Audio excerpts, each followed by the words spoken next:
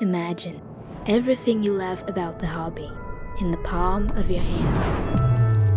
An entire store at your fingertips. Everything you need to know about cards is within your grasp. Unlock the secrets of the hobby. Plus, so much more. You don't have to imagine anymore. It's here. Card Ladder. Get the app today. How's it going, everybody? What's up, man? Hey, what's going on, man? Not much. How are you? Good. How are you doing? Doing well. Any mail days today? I've got one that I'll Yeah, go for it. demonstrate. I have three, but yeah, you go for it. Sweet. Okay. Let me. I'll do mine as people pour in. Sure. This came from Yamwax. Thank you, Yamwax. This is the 1990 Panini sticker, Michael Jordan, Scottie Pippen, hand-cut panel. As you can see, no, my hands are not tiny. It is a oversized slab, and pretty damn cool. You know what I really like about this card? It speaks to the testament of how important the team of the Chicago Bulls was, and what a great player this guy was, in addition to this guy, in making such a historic run. In 1990, what a great year. Before, depending on when it came out, it would have been before their first title. So thank you, Yamwax, for the card. Very cool piece indeed. And how about your mail days, man? What do you got over there? I was gonna say Yamwax is kind of the king of the oddball card. The oddball is kind of a maybe like not a term he would love to hear, but you know what I'm trying to say. He finds all the cool stuff that nobody's ever seen. You know, the rare, not like super iconic, but like interesting and fun to look at stuff. He's got a lot of that. Oh yeah, I agree. It's a great way to be too, because it's a really fun way to send somebody a really interesting card that'll has a lot of staying power, a lot of extra value. I mean, I'd never heard of this set before, and all of a sudden, I'm Sure. going down the rabbit hole, looking it up and thinking about cards in a slightly different way. So cool way to be. All right. I posted this yesterday, but someone offered me this in a trade for like a Zion silver BGS 9.5 and a base 9.5, and I thought, man, a silver and a base for a gold second year, I'll do that all day. So I took the trade. I like the concourse design. I think they're cool. They don't have like the checkered pattern of the court sides, so these are nice. I'm kind of going back to football. I still try to pick up like PSA 10 contenders stuff as much as I can. I still like the cracked ice, and this is the main contenders. I always try to get like the A. There's like ABC on a lot of these years. I think this was like, I don't know, $200 or something for Devontae Adams. Probably the best receiver in the league right now. His rookie year main contenders. If this was Mahomes, you're looking at 75 grand or whatever. I like picking up different players that I enjoy watching. Adams was on my fantasy team this year, took me to the finals, just really like watching him. And then I had this card already, but I crossed it to PSA. It was in a BGS 9.5. I just didn't like having the card in 9.5. It's a PC card, so I just wanted to get it in a nicer slab. These are out of 100. I saw out of 2,000 ones are going kind of bananas in PSA 10. But I picked this one up for the PC a while back. Dude, you hear that? Can PSA like figure that out? I don't know what is going on with that, but like the card's so annoying. Like I a lot of remember when you picked that up, by the way.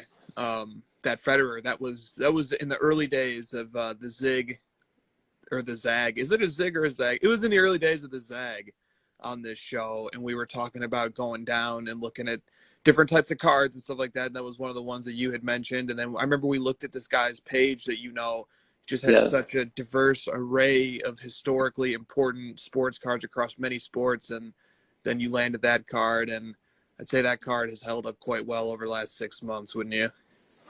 I haven't paid attention to the out of 100. I guess I haven't seen those ones sell as often, but yeah, I've seen the pretty crazy sales on the other one. I'm, the zag right now is to buy collector cards. Like everyone's kind of going hot for the common uh, Hall of Famer, Jordan, Kobe, LeBron, the common card of those guys in high grade. I feel like the zag is to just kind of try to buy like unique, rare items that maybe you didn't have a chance to pick up before because they were too expensive. But now the eyes are sort of off that kind of stuff, and now's the time to sort of go try to pick up maybe some PC items. Dude, I literally can't even like remember the last time anyone was talking about their PC or like just building a collection of things they enjoy. It's all about like hyping whatever is the hottest thing today, and it's like, you know how I am. I like to do the opposite of all that stuff. So I'm trying to go full back the other way to like, what do I want to collect right now? That's great. And so especially the Devontae Adams and the Federer piece, those speak to the collection building and being a big fan of Adams as a wide receiver. That's a card that you'll enjoy over the course of the next season, of course, the next however many seasons you want to enjoy it for. Sure. Yeah, I'm looking to pick up more contender stuff. That's just my favorite football set by far. So I'm looking to get I really want a Julio Jones contenders PSA 10, but I haven't seen one yet. And I want Calvin Johnson. And I know people are hot on Calvin Johnson right now because of the Hall of Fame stuff, but I'm still trying to buy his stuff. So I like the receiver stuff right now. Now, what do you mean you want it? Can't you just go on eBay and just buy 5 copies of it if you wanted to? I've had a watch list, or sorry, a saved search on eBay for Julio Jones Contenders PSA 10 for 6 months, and I haven't seen one copy. Oh my God. And I know that you're very resourceful. You will check Instagram. You'll reach out to your network, check My Slabs. By the way, Adam Lefko sends a shout out to David of Riverfront Cards and My Slabs for a smooth Friday night sale. I know you'll go and check out all those avenues. So, I mean, if it's taking you over 6 months to find a card, it's pretty safe to say that card is pretty tough to find. Is that fair? It's very tough, but I've kind of like settled into this mode where I'm okay with waiting a long time because I just like with all the stuff that's been going on, I feel like there's a lot of people rushing to get certain cards and like paying crazy prices for PSA 10, whatever, just this insane FOMO feeling. And I just have this draw to kind of like calmly build a PC over a long stretch of time. And like, I know that I'm not going to be leaving the hobby. So I just feel like I'm not in any rush. And, I'm sort of like at peace with, okay, it might take me 3 years to get that card and it'll make it that much more valuable to me. Definitely. All right. That's in contenders. Just a couple of comments in the chat have been praising contenders. Carvin gave a shout out to contenders, is the OG Sure. brand. Why do you love contenders so much? Is it purely an aesthetic thing? Does it have to do with the history of the set? Yeah, it goes way back. I mean, obviously the Tom Brady Contenders is like probably the most famous football card ever, so it has like that sort of history and prestige to it where it's been around for a long time. I don't know, I like the designs, I guess. I think they're unique. I like the on-card autos. They're sort of like simplistic in their design, but also like each year they come out with something new. I kind of like the like paper in the world where everything's prism and chromium. I kind of like the old school paper design. I like the cracked ice parallel that sort of like has attached itself to this. I love the cracked ice. That's my favorite McCaffrey card right now, by the way. Thank you for the suggestion. I love that card. Just gates at that card more than any of them in the PC box. Yeah, and Julio didn't start signing until like 2016. Could the Zag also be dominant modern players? Totally. Yeah, we'll get into that. We got questions on that. Let me do a couple of plugs really quick here before we get into the show. This is the first one I want to do. There's a brand new Sports Cards Culture episode on YouTube. You can go to the Card Ladder YouTube channel in order to view it. The first topic we discuss is whether or not the outcome of Super Bowl 55 was good or bad for the hobby. We took a couple of different approaches right there. Looks like I just said something even dumber than usual. Josh is smirking at it, and Christine is schooling me on why it was dumb. Also, we've got other good content on the Card Ladder YouTube page. You can check out all the reposts of the crossover, for example, on that page. So check out that episode, guys. We also talk about building social media platforms in the hobby for the second half of that episode. So fun episode. Also, there is a new web design on cardladder.com. And perhaps Josh could showcase it a little bit on the bottom screen. The aesthetic appeal, the eye appeal of the site was already tremendous to begin with, but then the native app came out that Josh and Cole had been working an extreme amount on, and then they said, okay, now let's give something to the users who like the web version as well, and they rolled out a brand new design that just looks tremendous. So if you haven't had a chance to check that out yet, check that out. Brand new design on cardladder.com. We take a lot of pride and a lot of joy in our work, and I know Josh does as well. And man, the website looks amazing. I had nothing to do with it, but it looks amazing. So nice job to the team on that. Also, Stacking Slabs has a brand new episode that came out on Friday with the Wharf sports cards. A terrific episode, really inspiring. I was listening to it about 4 a.m. last night, and I didn't go to sleep until about 6. It just fired me up. I was really energized by the energy and passion those guys were bringing. Patrick Bet David will be on Sports Cards Live tomorrow on Jeremy Lee's YouTube channel. He's the guy who sold $2 million worth of hockey cards not long ago, including one of those Pop 2 Gretzky rookies, PSA 10. That should be a good story. He's also a pretty high-profile guy. So congrats to Jeremy on landing that interview. And here's the last one. The CZ Cards says, how cool is it that Panini gifted Kevin Durant with that dual 1-of-1? And so I pulled up the video from the Boardroom Breakers page. So we got Kevin Durant here signing a dual autograph card from Panini, KD and Kobe. Wow. And pretty damn cool. This video just dropped a day ago. You said they let him keep it? Sorry. I don't know. But from the way the question that came in was phrased, it seems like, yeah. Seems like that would be cool.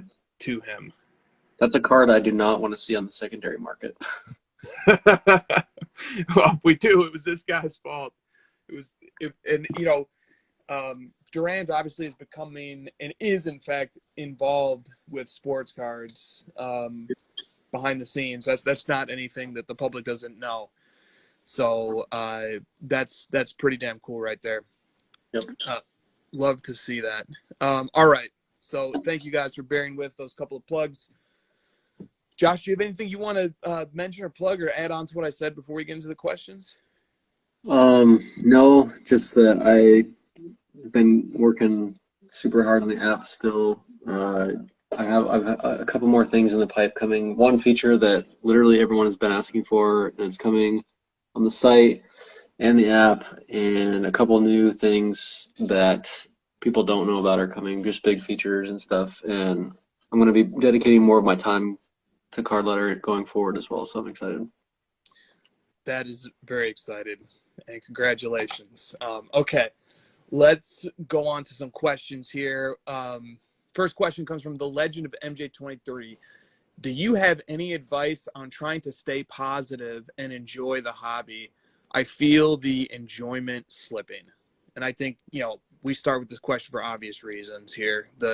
There's been a roller coaster ride of emotions and dynamics since the new year, for sure. So what do you say, man? Do you have any advice on staying positive and trying to enjoy the hobby, especially for somebody who feels like some of their enjoyment is slipping a little bit? Yeah, I mean, I can definitely relate, and I would say to that person, I'm definitely struggling with it myself a bit at the moment. So I mean, I don't have like the perfect answer that's going to solve it for everybody. We're all trying to figure it out, especially the collectors. I guess like just trying to buy different cards again. I don't know. Like the hardest part is that if you try to like stay positive and post things you like and kind of like just focus on what you want to focus on, picking up cards even after, or building a new set, or only talking to people about collecting instead of all the investing stuff. It's hard because Instagram is just like 90% the opposite. So it's just like it's kind of hard to avoid it, get away from it, So I think, trying to find cards, adjusting your your budget downward to try to find cards that make sense in your budget now. Obviously, that sort of like level has gone down for a lot of us, myself included. Like, I'm just not able to buy LeBron and exquisite stuff anymore, as much as I would like. And I'm, gold chrome refractors are kind of out of the reach for most of my collecting. So I'm going to football. I'm going to second year Lucas stuff, or I'm going to LeBron Dragon cards. It's hard. So I guess just like maybe try to find a new lane and try to like bury yourself in the research of a new card, and maybe find some friends, that you trust in the hobby that, think similarly to how you do. And I don't know, man, what do you got? I feel like you're a very positive person, and I feel like I'm the one kind of bringing us down in some of our conversations. So maybe you can help. No, not at all. I think your realism is such an underrepresented part of hobby content that it needs to be amplified more, if anything else. But our buddy Josh Keene texted me the goofiest message today. He goes, "Happy Friday, sports cards keep going up, up, up, rocket emoji, fire, chart." And I'm just, dude, that is what the hobby feels like right now. Yeah. Sometimes just if you go on YouTube, it's just everything is just prairies and puppies and roses and flowers. And we do not want to engage in a practice of self-deception. We do not want to put ourselves in positions to whereas we're leaving ourselves with huge blind spots. I think if anything, a lot of people tune into the show specifically to hear your perhaps contrarian takes on certain things. So let's do that. To respond to the question, I also find myself losing a little bit of enjoyment lately. But it's hard for me to figure out why. Maybe it's just because it's such an uncertain moment. And because there's a lot of anxiety and stress that comes with thinking about having to sell cards that I'd much rather keep in my PC, but the value of them has gotten to a point where it's like, maybe I actually need to sell something right now. That anxiety becomes real. And it gets stressful, and it's just it can take away from the fun. So like one thread of what you're talking about that I wanted to pull out was you were talking about contenders a little bit earlier, and then you're talking about doing some research and finding cards, players, other sports. Talk a little bit about how fun it is to discover a new set or a new sport or new player and go down the rabbit hole of research and read about it on the forums, read about it on Cardboard Connection, read about it on Card Ladder, start digging, doing research, discovering sets, and then the thrill that, I just found this great card that I like, and then you put it on your saved searches on eBay, and then a month later it comes up. To just talk about that process a little bit, because that's a way to have a lot of fun in this hobby, is to go back to the process, to the searching and the researching process. Yeah, I mean, to me, like that is the definition of collecting, and the hobby is just sort of what you just described, like the sort of process of starting over and going step by step, and then leading all the way up to mail days. I guess this is probably the only part you left out, like getting the mail days and organizing the cards and putting them into whatever location you have, and all those pieces are kind of like what drew me to the hobby originally. And just like I just enjoy sort of like the collecting part of it, like the process of building the collection of gathering items, and it's definitely shifted into more of like an investment. And even like for myself, a lot of the cards that I've always wanted to have in my PC, they've sort of like become collection or investment pieces, even if I didn't necessarily want them to be.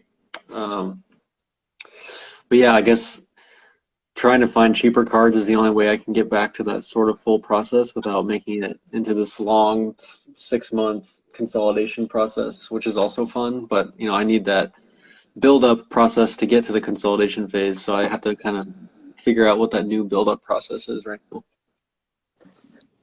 Yeah, I think that's a really sound way to enjoy the hobby, is rediscovering what it is that we always enjoyed about it. And I'll say something on modern cards as well. As much as I love modern cards and they're fun to collect, there is something a little bit extra special about collecting cards that came out when I was a kid and that have the connection to childhood.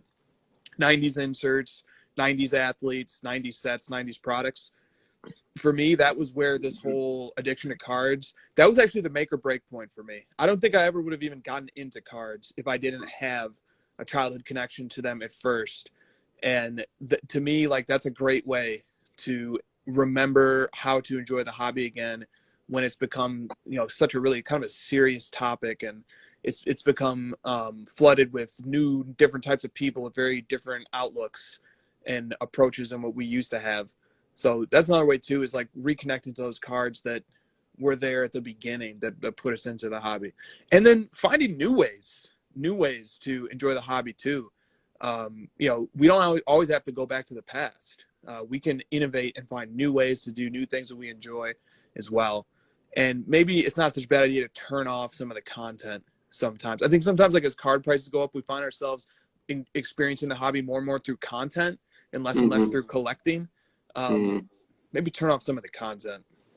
Well, dude, you may have picked up on this about me, but I watch almost no content. Like, I don't hate to like admit that, because I make content and a lot of my friends make content, and I like to support them. It's just like not a part of my daily routine, I guess. I prefer kind of getting things done and doing the collecting side in kind of my own way, and just like the content is cool, and it's good to gather up information from different people and get different perspectives, but at a certain point you kind of have to, like you said, turn it off and just like, get in there and do it yourself. And so I always thought that was like the great irony of GaryVee's content, was like his content basically instructs you to like stop watching content and go get shit done and like build things and build, it's like, yeah, but I shouldn't even be watching you then, right?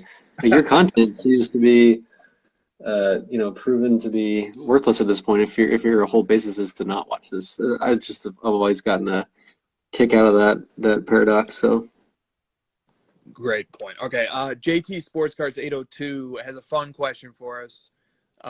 If the ringer calls to acquire your show and push it to their audience, do you say yes? Seems like the answer to this is pretty obvious, but I don't know. What do you think? I always have loved Bill Simmons, so I would have a really hard time turning that down. Yeah, I tend to agree with that too. But fun question to entertain that idea. I would love that, because being able to put our brand of content in front of a much larger audience, I think would be a really interesting test case. I would love to know how the general public would interpret and how we might have to modify what we do. We would probably have to come up with a whole new different type of show and different type of approach than the crossover. I mean, the crossovers, just simply put, is not for a general audience of people who don't know about cards. And if you're listening to this show, you probably know a hell of a lot about cards. So we'd have to probably change a lot of things. But yeah, fun question. Thanks for asking. I'd have to start pointing up to the sky a lot more. Fire coming out of your fingers, perhaps? Of course. Mahomie Cards writes, a friend asked, how can I come into the hobby? My response, bring at least $100,000. How in the world could new collectors enter or re-enter the hobby at these prices? So, like, there's a big question there.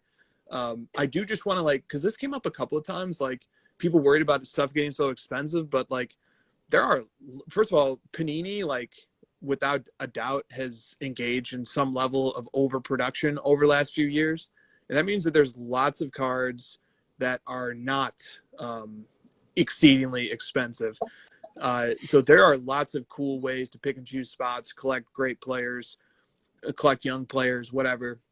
There's lots of opportunities. I think that there are tiers of collecting, from 99-cent cards all the way up to, I don't know, $5.3 million Mickey Mantles. So I just want to, like, address that, is that like there's price points for everybody. But to the greater question, what Jacob is getting at here, a friend wants to know, how do I come into the hobby? And he's like, man, you can't do it unless you have a boatload of money. What's your reaction to Jacob's comment here? I mean, if his friend is coming into the hobby attempting to make money from it, then yeah, you're gonna have to bring a lot of money to make money right now. But if you're coming in to collect, and sort of enjoy the hobby for what it is, then, you know, I think you said it, there's lots of different ways. I mean, one way to do it is just like buy raw cards right now. Just, I mean, PSA 10s and all that stuff are just carrying insanely massive premiums, especially on this like Kobe 90s insert Jordan stuff. And there's lots of copies out there of that kind of stuff that's not gem. Lots of raws and, you know, beat up copies or PSA 6s or whatever. Like if that's kind of your angle, like there's definitely room for still buying cheap cards in that realm. But yeah, I mean, if you are coming in as the investor, it's kind of true. Yeah, yeah. Okay, Stacking Slabs writes in with one of my favorite questions of the night. This is a big topic right now. The transition between heavy prospect focus to legends happened too quickly. It's like the entire market stopped in its tracks and started moving in the other direction. What are all the contributing factors to this? Who is controlling the narrative? So there's two questions there, and then also just a general observation. I feel like this is a topic we should probably touch on right now. So what do you think? I really want you to get into the sort of data side of that question, because I know you're probably seeing what he's talking about, and you can probably elaborate on it a lot better on the sales side and the data. But yeah, it definitely has happened, and it's kind of funny because like the GOATs and the vets and, you know, Jordan and Magic Johnson, those guys have been there for a long time, and their cards have been readily available for a very long time. And now the narrative has shifted into like, someone even like said this to me on a Facebook message, and it was like, you better get with the times, like you're going to be left behind if you don't pick up these Hall of Fame cards now. And I just sort of like stepped back, and, you know, my initial reaction was like to scoff and kind of be an asshole about it, but like, no, I mean, no, I don't have to listen to just like what everyone else is doing. And I guess that's kind of what I'm trying to say is, just because everyone else is buying Hall of Fame vets right now, and then, you know, 4 months ago everyone was buying rookies, you should just buy whatever you want at any time you want, whenever you feel like it, just based on what the cost of that card is at the time, and is it within your budget. If you can afford it, buy it. If not, don't. Look for things that are going down in price to try to save money. I feel like these are very simple, just like economic strategies to try to like purchase cards. And if you're just following the hype, then you're just literally just trying to like catch things on the rise, and like eventually you're going to get burned with that, and you're going to be holding the bags, and you're not really collecting, you're just sort of trying to make money. I'm just rambling at this point. I don't know what I'm saying. Yes, it's definitely happened. I just try to avoid it, not pay attention to it. I still don't care what the next hype thing is. I'm just gonna avoid it at that period and move on to something else. What does the data show? Yeah, the data definitely shows that the bull run on Hall of Famers and all-timers is entering that part where the trickle down is being realized. So yesterday, Patrick Ewing's 1986 Fleer PSA 10 rookie card, quote unquote, sold for $20K twice. Twice. Charles Barkley's rookie card from the same season set a record high very recently. Joe Dumars, ditto. The Larry Bird PSA 10 from that set, which is not a rookie card, but is still a highly important card, set highs recently. Magic Johnson has done the same. The Jordan Fleer seems to have leveled off and or retreated. Now BGS 9s are very hard to track of the Jordan 86 Fleer, but because subgrades vary so much, you can have one BGS 9 that could have 395 subs and an 85 sub. You could also have a BGS 9 that has 99985 for the subs. So the subgrades vary quite a bit, but that card retreated from a high of 57 grand to a sale of 34 grand, I think roughly yesterday. So that is a drop off, but you have to take into consideration subgrade variance. The Fleer Jordan PSA 10, we are very aware of the 720K all-time highs that were set. Feels like a year ago, but that was just a week or two ago with gold and auctions. The following few days saw one of them sell on Heritage for $645,000, And then last night, one sold at $615,000. So that is a very lean decline of over $100,000 over a period of about a week or two. That's a pretty big drop off in absolute dollars and in percentage. So I think it's kind of emblematic of what's been happening with the 86 Fleer Jordan PSA 10 right now. Now, interestingly, the much rarer Michael Jordan cards, such as the oversized Interlake, a PSA 9 sold for like 54 grand last night of the 1985 Interlake MJ. The Nike promo card has been incrementally going up and up and up for what feels like almost a year now. So like, I think we are definitely in the moment where the trickle down is happening. The Fleer had its run, and now people are moving into other stuff. People are looking to make value plays at this point, and some of the momentum is kind of leaving the card that led the charge, which is the 86 Fleer.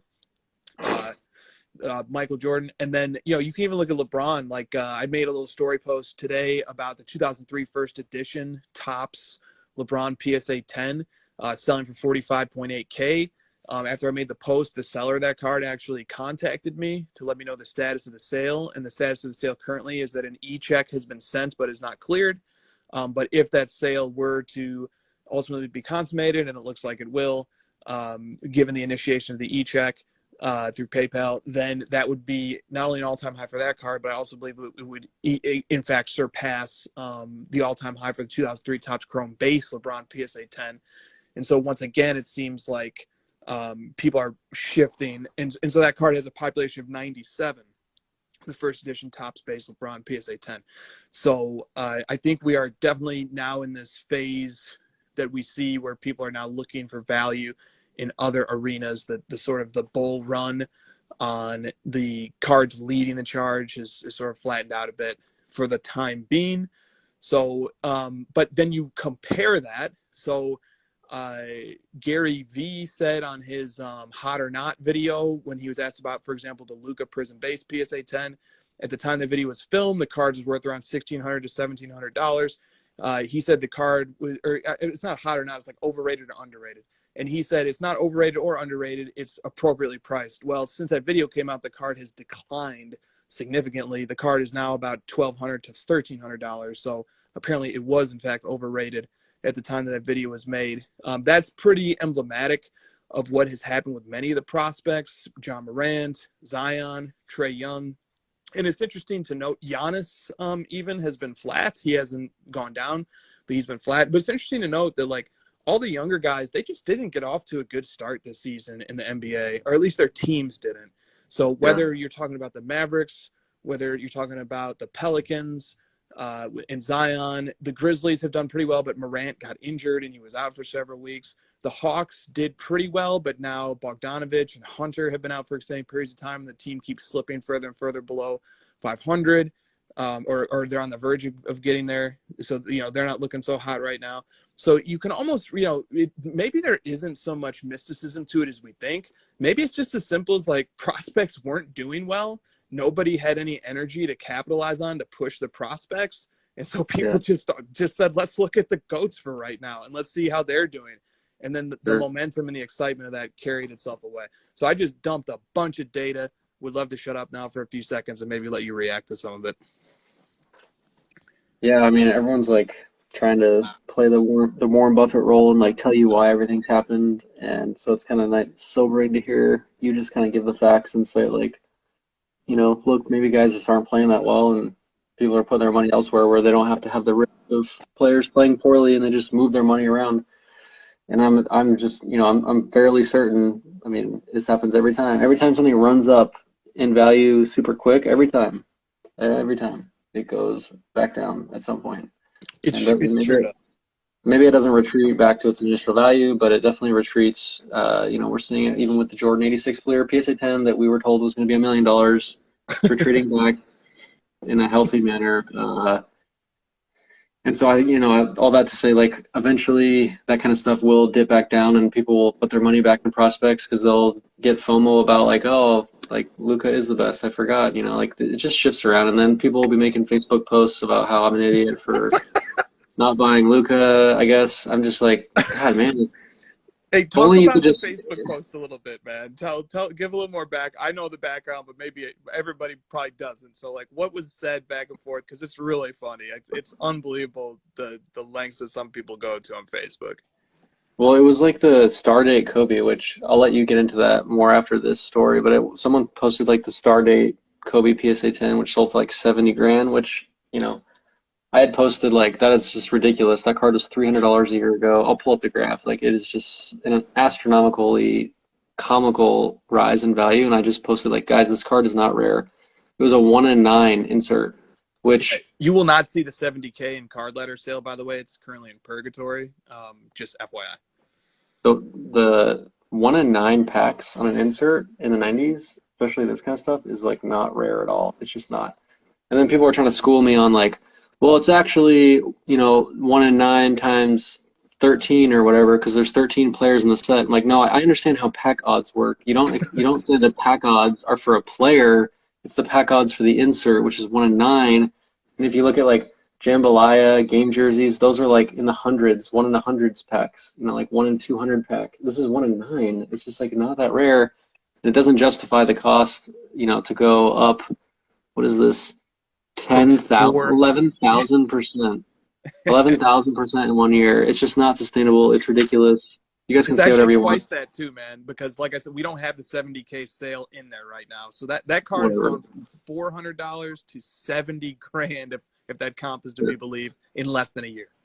Yeah, whatever. But I'm just not even gonna respond to that like silliness. But then the next comment was like, maybe you should like not buy Luka base and like get with it. This is what people are doing right now. And I just sort of like, okay, like that's not what I was saying. But and I also have like a really nice collection. I don't need to sit here and like flex on you, but I kind of want to. No, well, the funny part, the spirit of the comment was that because somebody is expressing some skepticism over one unbelievably high sale, which may or may not be consummated, which may or may not reflect the true market value, but because one person was expressing some skepticism over it, that must mean you're hating on the GOATs and that Right. No. Yeah.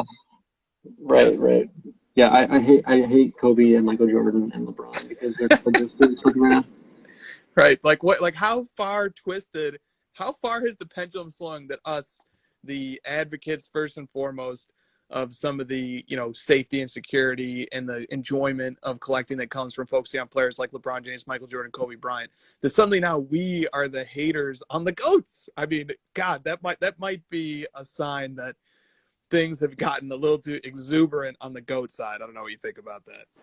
Yeah, I mean, everyone just is like trying to be a super genius, especially on Facebook. I'm not sure what it is about Facebook that like you get on Facebook and you're just like you have to like be smarter than everybody else, and it's just like I guess it's just like the format of the platform, the site. I don't know what it is about it. And everyone knows what I'm talking about without me really describing it much further. But everything is a fight. Everything is you're either on one side or the other. That's like if you've seen that documentary on Netflix, it's like the reason that we have the situation we're in with America and like politics being left and right and stuff is because of social media. So it just lends itself to the same kind of arguments left to right on sports cards, and it's basically people like telling you what to buy and how to collect and what you should be going after based on current trends. And it's like collecting is a very individualistic hobby where I buy things that I enjoy, and like this is supposed to be a platform for me to buy and sell things, not for just like hyping shit of like what other people should be buying. It's incredibly frustrating right now. I hate Facebook. Yes, that is, if there's ever a bottom line from hour one, Facebook sucks. It encourages the lowest form of discourse. Whether it's cards or whatever the case may be. So I'm glad we got that off.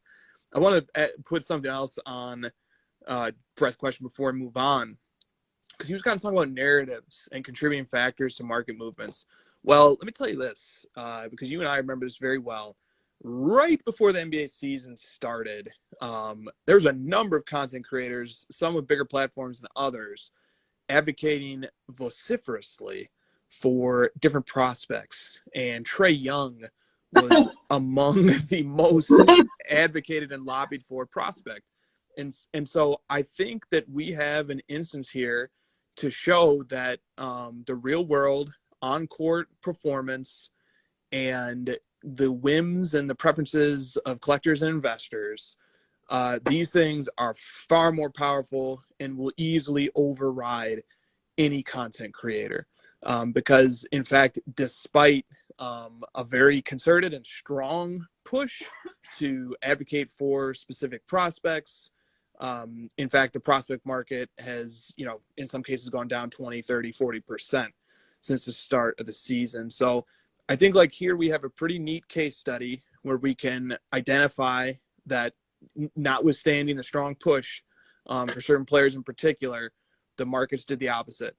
And in fact, the markets themselves zagged. And we'll never really know what the causes are, but I'll tell you this, there was not any content creator out there who started, really standing on their soapbox and talking about 86 Fleer and stuff like that until the movement had already begun in earnest from the organic level.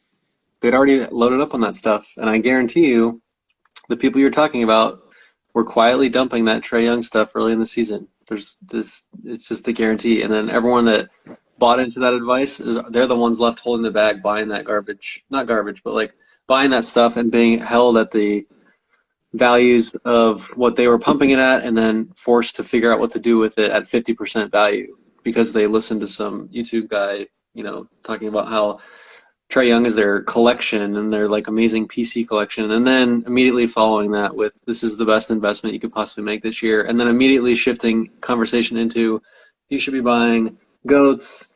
That's where the safety is. It's like, bro, you just told me to buy Trey Young. Now you're telling me to buy 86 Fleer after Trey Young took a shit. Like, where's the responsibility for what you just told me to buy? Like, or you could just not tell people what to buy. And can we just talk about Trey Young for just a second? Because you've had occasion to watch a few of his games now. I've watched a few of his games now. I saw that the Dallas Mavericks had to basically trap him from three-quarters court onward for the entire game just to try and slow down. They would rather give John Collins a wide-open layup than let Trey Young mess around and have only one defender. So, like, can we also, like, because you and me talk about this, like, Trey Young is pretty damn good. Dude, he's probably the most elite ball handler in space that I've ever seen. Like, okay, that's high praise. That is high praise.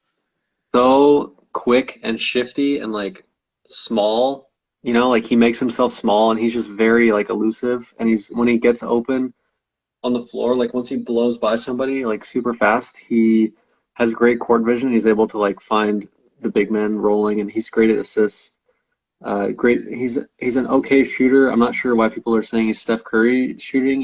To me, he's kind of off on the shot. Like he's forcing it too much because he's trying to be Steph Curry, but he's actually not that great of a shooter, in my estimation. Just in watching the games, like he takes a lot of bad shots and tries to be the hero. I think his role is more elite playmaker for the team, and just like get him in open space, get him around pick and rolls. He's kind of like more like a Steve Nash, I think.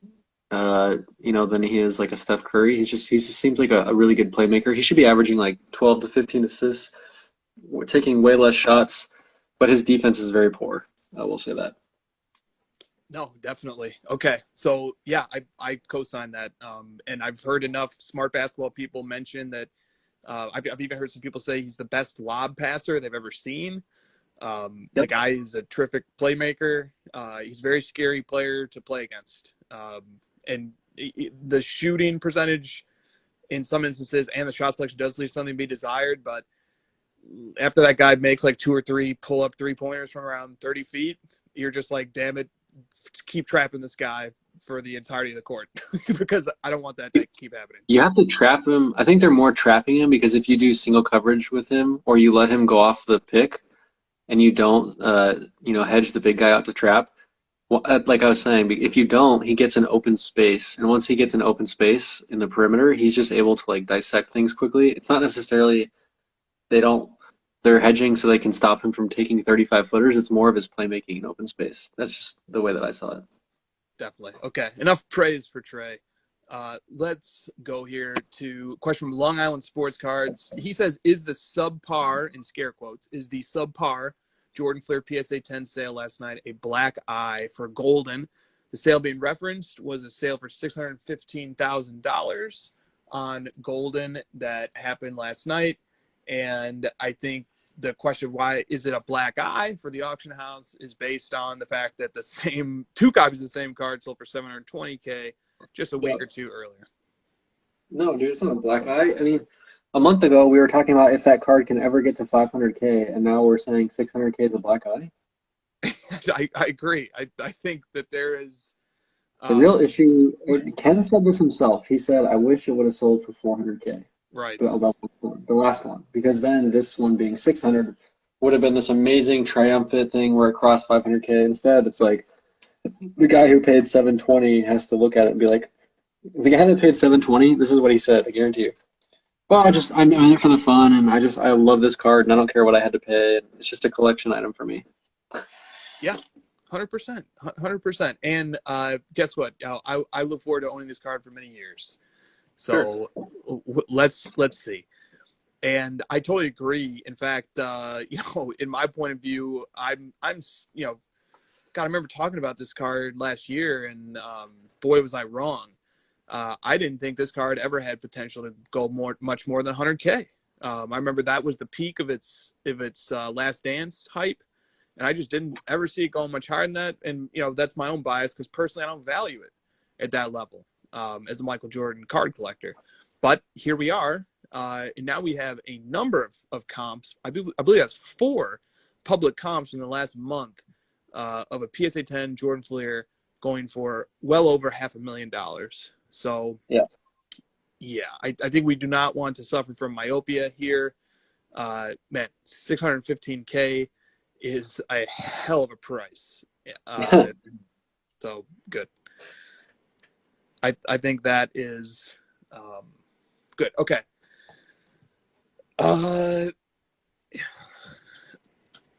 Okay. This comes from ADK Sports Cards.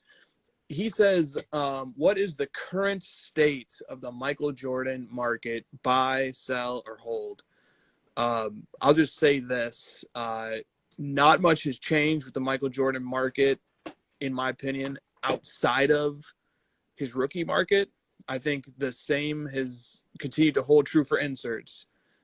Rare inserts and high grades especially, but in any grade. Rare inserts continue to do well over time. Yesterday, Michael Jordan Dunk and Go Nuts PSA 10, which is not a particularly rare insert, although it is rare to see it with a perfectly transparent acetate surface. PSA 10 copy of that card sold for over $12,000 yesterday. That was a new high. This is not a card that ever 10Xs over a short period of time. This is a card that 2Xs every year, 3Xs. And it's just over and over and over again. Slow, incremental, steady growth. It's a really cool card that a lot of people think looks pretty awesome. So I think the MJ insert market remains as it always has. It's what collectors and people who have this, like myself, who are come back to cards from childhood, who remember all these inserts and want to collect them now and enjoy them. We as a buyer base for those inserts, I think will continue to be here and will continue to be strong for many, many years. Many of us are in our 30s. And so, as long as we continue to enjoy the hobby, I think we're going to keep buying these, and those are going to be highly sought after. The Jordan Fleer market, in my humble opinion, is incredibly overvalued. And I know I hate to say that. It's just like saying stuff about Stardate. I say that, and people hate that I say that because everybody has a Michael Jordan Fleer. So what am I doing? I'm telling, literally everybody, I'm giving everybody a reason to dislike my commentary and to be upset with me. But just from my point of view, I think the MJ Fleer had a terrific run. I think there was an amazing excitement to own a Michael Jordan rookie card. I get that. I totally get that. But my bias as a Michael Jordan collector is that the real collecting, it's not really focused around the rookie market. The real Michael Jordan collecting focuses around those incredible mid to late 90s Jordan cards. So that's just my take on that. And then I would pass off to you. Do you have any observations or thoughts on the Michael Jordan card market as you look across the hobby? You talk to different guys who collect Jordan. You yourself as a guy who has an amazing LeBron Jordan card. Somebody who's owned a lot of big Jordan cards. What do you have to say about the current state of the Jordan market? I don't listen to a collector's opinion on whether you should buy, sell, or hold something, because we're just going to tell you what we like. Yeah. the Jordan Fleer market's overvalued because you're fucking tired of looking at it. Honestly, like if I see one more 86 Fleer card, I'm gonna barf all over the floor. Patrick Ewing, 86 Fleer. Oh my God, what? When did that card become $20,000? There's like a Yeah. We talked about this a little earlier. Yeah, that's one of the there's that's one of the tricky like a things. billion of those. There's a billion 86 Fleer cards. I'm so sick of seeing it. I'm so tired of talking about it. Yeah. Okay. So Rodman writes in about star dates, Kobe's star date. Look, I did some. Lameme James posted a meme about the Kobe star date sale because the bidding on that card, the PSA 10 that sold for $70,000 on eBay from Canada, the bidding pattern was basically two different accounts going back and forth that drove the card up to 70K. And so that's a red flag bidding pattern, but it's not, sometimes that is legitimate. There's this bidding war that can happen, but it's also a red flag too. So Lamine made a post. He said, wow, look at this. This is kind of silly. And I made a comment on Lamine's post and said, hey guys, I work for Card Ladder, obviously. And I'm looking for verification of the sale. And then I got two different messages from people. One message was a screenshot of an interaction with the eBay seller, and the eBay seller confirmed that the item had been paid. And the eBay seller then left kind of a strange message to the inquirer. The message said, this item has been paid. Good luck. I hope that it goes even higher for you. So somehow the seller knew that the person inquiring also owned a copy, which is a little bit weird. And then somebody else followed up and sent me a message that was a screenshot of their iPhone background, or their iPhone notifications panel. And it was a notification indicating that the item had been paid on eBay. So it was like, congratulations, this item has been paid on eBay. And then he said the seller is not going to speak further on this topic until the item has been delivered. But so then I was sent a screenshot of a person's phone with a notification from eBay saying that $70,000 had been paid. So that is the state of affairs. Now, even having said all that, we are still not quite ready to include that sale into the Card Ladder database. We will, if we're going to watch where there's two copies at auction right now, two PSA 10s. There's one with PWCC and there's one with an independent seller. We're going to see where those end at. We're especially interested in seeing where the PWCC one ends at, because PWCC has the most rigorous vetting procedures of anybody on eBay. So we're just going to wait. We're just going to wait and see what happens here. But let me pose a hypothetical. What happens if we are dealing with a more sophisticated brand of manipulation at this time? And I'm not saying we are. I'm definitely not saying we are. But what if we're dealing with a brand of sophistication that just is a little bit better than the previous models? We've had instances of people doing really dumb shilling, and it's really easy to figure out that it's shilled, and it's just so obvious. And we've been lucky to have that. But what if we now enter into an era of shilling and manipulation where people are like, getting more strategic about what their bidding patterns look like, and then there actually are making money change hands specifically so that they can post those types of screenshots? So ultimately somebody has to swallow the eBay seller fee. But I don't know. Are we dealing with the more sophisticated version of manipulation? It's a question that should be asked. That we should always be skeptical. We should always, if a sale is just bizarrely, if it's an aberration, a bizarre aberration, I just think it's always worth just being skeptical of it. What's the worst that can happen if we're skeptical of that sale? I just don't see any downside to retaining a healthy amount of skepticism about that sale, especially when there's plenty of copies that keep coming up for sale. Sure. I think it's healthy to be skeptical of it. So I don't know if you have any further comments on the star date, but I wanted to drop that tidbit for the listeners. No, I just wanted to say that, you and I have a very important responsibility in the hobby right now to protect the hobby as best we can, just through like having Card Ladder and owning sort of like the source of truth of what things are worth. And so if we just sort of like willy-nilly let in comps just because people DM us and say like, why didn't you include this insane comp? I have that card. I really want to see the value go up in Card Ladder. The temptation to just put in every super high sale and make cards go up incredibly fast and go up forever is there. But, it's important that we are the flag bearers of the hobby, and we take that responsibility very, very seriously. I know you, Chris, do, and that you stand at the forefront of that. And so, like, we want to protect our customers, people that are buying sports cards, and we want to make sure that they understand the true value of something before they drop 70,000 on something. We'd rather not mislead people on what the values of things are. We'd rather be cautious, conservative, and be very sure that the value of something is real before we, are basically giving our blessing that this is what the card is worth and people should go and attempt to buy something at this new market value. It's an important role. We take it seriously.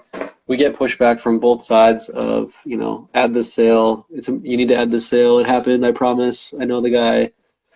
We have to kind of push back and protect, the everyman, especially our customers, people that are paying, their money to use the card letter platform. We want to make sure they have true data that's a true representation of the market value of something. And, I'll let you respond, but I know you take that more seriously than even I'm describing now. And people will never quite understand how seriously we take it. No, you're right. And it makes me lose sleep when sales like this come in. We want to remove the subjectivity of the judgment process absolutely as much as possible. We don't want researchers such as myself to be making subjective judgments about whether a sale is true or not. So it's always extremely stressful when that happens. And we also firmly believe in putting all data in front of our users. So, for example, on the page of the Kobe star date, you can click a panel that allows you to look at excluded sales as well as included sales. So you can go and anytime you're on a card, you want to see if we've excluded any sales, just follow this procedure that Josh is doing. You can just go and look at the excluded sales just by clicking that button right there. And then you're going to see, boom, there's the $70,000 sale. It's in there. It has been temporarily excluded. Any excluded sale could become included. There's no intention to hide any data, in whether it's a scam sale, which happens a lot with Pokemon cards, whether it's a sale that we might be skeptical of because it's too high. All the data is in the system. And in addition to the data being published on each card's page, the data is also published, all of it, every excluded sale and approved sale, every single sale, the thousands of them we go through every night. They're also posted to the news feed. So you can go and you can see the data right there as well. So ultimately what we want to do is put data in front of people. On any given night, we exclude maybe 20 to 30 sales, which we've been seeing 2,500 sales per night lately on eBay. So that's really a very small percentage, but nonetheless, that stuff's worth looking at and thinking about. I see a question that just popped up real quick. Do you include sales from Golden? Does Card Letter only go by eBay? We do. We include sales from Heritage, from Golden, from Mile High, from Robert Edwards. Anytime there's a noteworthy sale on a different platform than eBay, we include it. But the process of incorporating those sales is much more laborious. So we have to do it selectively. But obviously, for example, when Michael Jordan Fleer PSA 10 sells for $720K, that sale is going to get included. So, yeah. All right. We've got about 2 minutes until the first hour will conclude. And honestly, I didn't even get to some of the best questions that had come in. Let me see if I can squeeze in one more question here for the people. Here's a fun one that we can end on. The question comes from KB Card Collector. He says, do you have favorite inserts for modern players in basketball? But let me just modify his question slightly. Do you have just favorite cards? Do you have favorite modern cards for players in basketball? So you showed off a Luka second year select gold. Do you have any favorite inserts for modern players in basketball or favorite cards? Modern inserts? Modern inserts or modern cards, parallels, whatever. Maybe your answer is select gold. I think that's a perfect, because I think parallels and inserts are much more interwoven now than they used to be in the 90s. Sure. Yeah, I'm not a big insert Panini guy. I don't honestly like any of their inserts. I know everyone's gonna say Kaboom. I'm not a big fan of Kaboom. I like Select and Optic just because they're cheaper than Prism, and I can get kind of more unique stuff going through those routes, and I like the look of them a little bit better. So I guess I'll just say Select and Optic. Yeah, I think that's a terrific answer. I love, I really love the design of 2020 Prism football. So I'm hoping 2020 Prism basketball looks good. And I know that I'm really in touch with my taste because almost everybody else does not like the look of 2020 Prism football. I'm always like going against the grain somehow. So aesthetically. So I think that I can't wait for 2020 Prism basketball. I'm going to make a prediction and say that those cards are going to be pretty awesome looking if they look like the football ones. And I'm going to be hunting some of the key golds and other stuff like that from guys like LeBron and Luka from 2020 Prism. And then I will also say that I love one-of-ones, especially from like obscure base sets. I just love those. I get so excited about those. I have like one-of-one searches saved on eBay for a bunch of different players in different years. I just get excited about one-of-one. And especially because Panini in 2018, for example, Panini put out they put out about 30 different basketball brands. And then within those different basketball brands, there's a bunch of different base sets and one-of-one parallels. Like Threads has like 9 or like 7. Luka one-of-ones. Like there's like 2 of each of the 3 base cards, if I'm remembering correctly. And then there's like a couple more of the inserts. So like one-of-ones are not as rare as the name implies. And I just think owning one-of-ones is cool as hell. Anytime somebody shows me a one-of-one, it just makes me slightly impressed. So I thought of something. Can we, Lefko just posted like he's mad at me for not liking Kaboom. Can we get back to a time, we're going to make cards great again. God, I hate that phrase so much. Can we get back to arguing about which cards we like more instead of like what cards are worth and which ones are undervalued and overvalued? Let's just get back to like, what's your favorite insert? And then, getting into holy wars of like Kaboom and Jambalaya and like, are you a jersey auto guy? You know what I mean? Like, does anyone argue about that stuff anymore? Like I'm just like, someone's mad at me for not liking Kaboom and I'm getting like super excited about that. I'm just like, yes, challenge me. What the fuck do I know? It's Kaboom, like if you like it and I hate it, that's great. We shouldn't be arguing about what's undervalued and overvalued and what cards are, it's cheap and expensive. It should be like what cards are cool looking and which ones are dumb looking. That is a much more that argument has a whole different depth to it when we can and it's just more subjective. We talk about what we and a lot of the times when we talk about the value of cards, like when we were talking about stuff like the 86 Fleer, it's just kind of a proxy discussion for the aesthetic discussion for us. Maybe that's why our conclusions can tend to be so different from some of the other people's conclusions, is because like we're talking about that card and like, some of the things that we think count against it. Some of the demerits include that it feels very common. And I saw, Chase Rhymes make the point in the chat that like, yeah, so what that it's common? There are common cards that people love. Common and iconic almost can be synonymous, and that is a completely reasonable point of view. But it also is valid to pose a criticism of a card to say the design doesn't really do it for me, and because I see it everywhere, that doesn't appeal to me. It doesn't appeal to my collector intuition. There's just not a level of exclusivity and eliteness to the card that I seek as a collector. And I think as there are many of us collectors who do seek exclusivity, prestigiousness. We seek those types of things in cards, in addition to, or rather than, a card being iconic.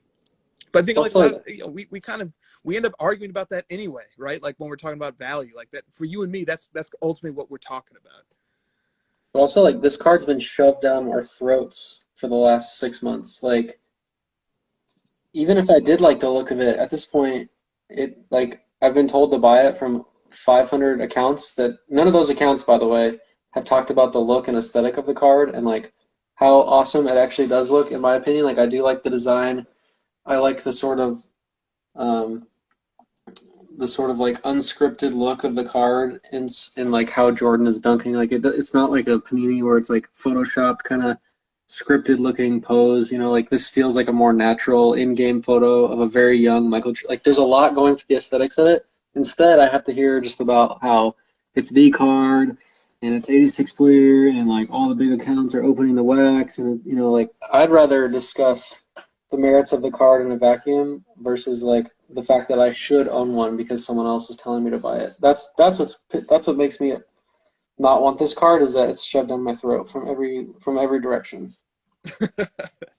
That's completely fair. All right, we've gone a little bit over an hour. We're at 64 minutes, so how about we take a break? Sure. Your video ended. Yeah. Well, we're still live, so. What? Okay, wait, it's back. I don't know what just happened. All right, well, Christina's presence is known. So we will come back in 2 minutes, guys. We're going to take a break, come back for hour 2. There are many questions that we didn't get to. So, Josh, I will see you on the other side in hour 2. I'm ready to go now. Hurry up. Okay, all right. We'll be back in 60 seconds then.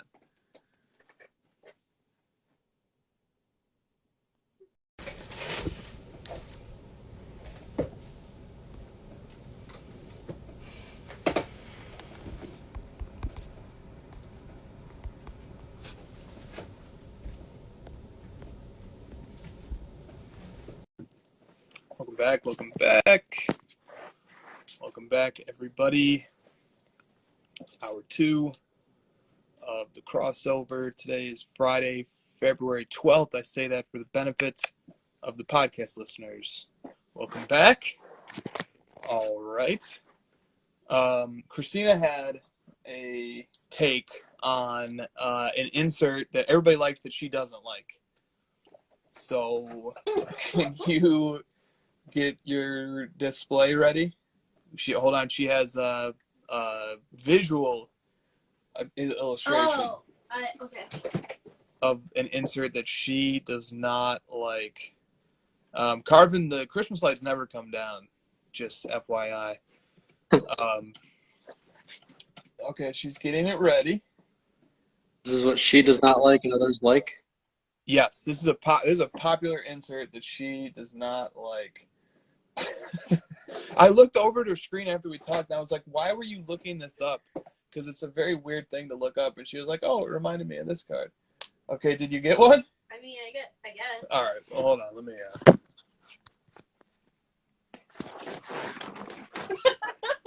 All right. Now tell me what the insert is. So these are thermal camera of fart. And Christina says these remind her of an insert.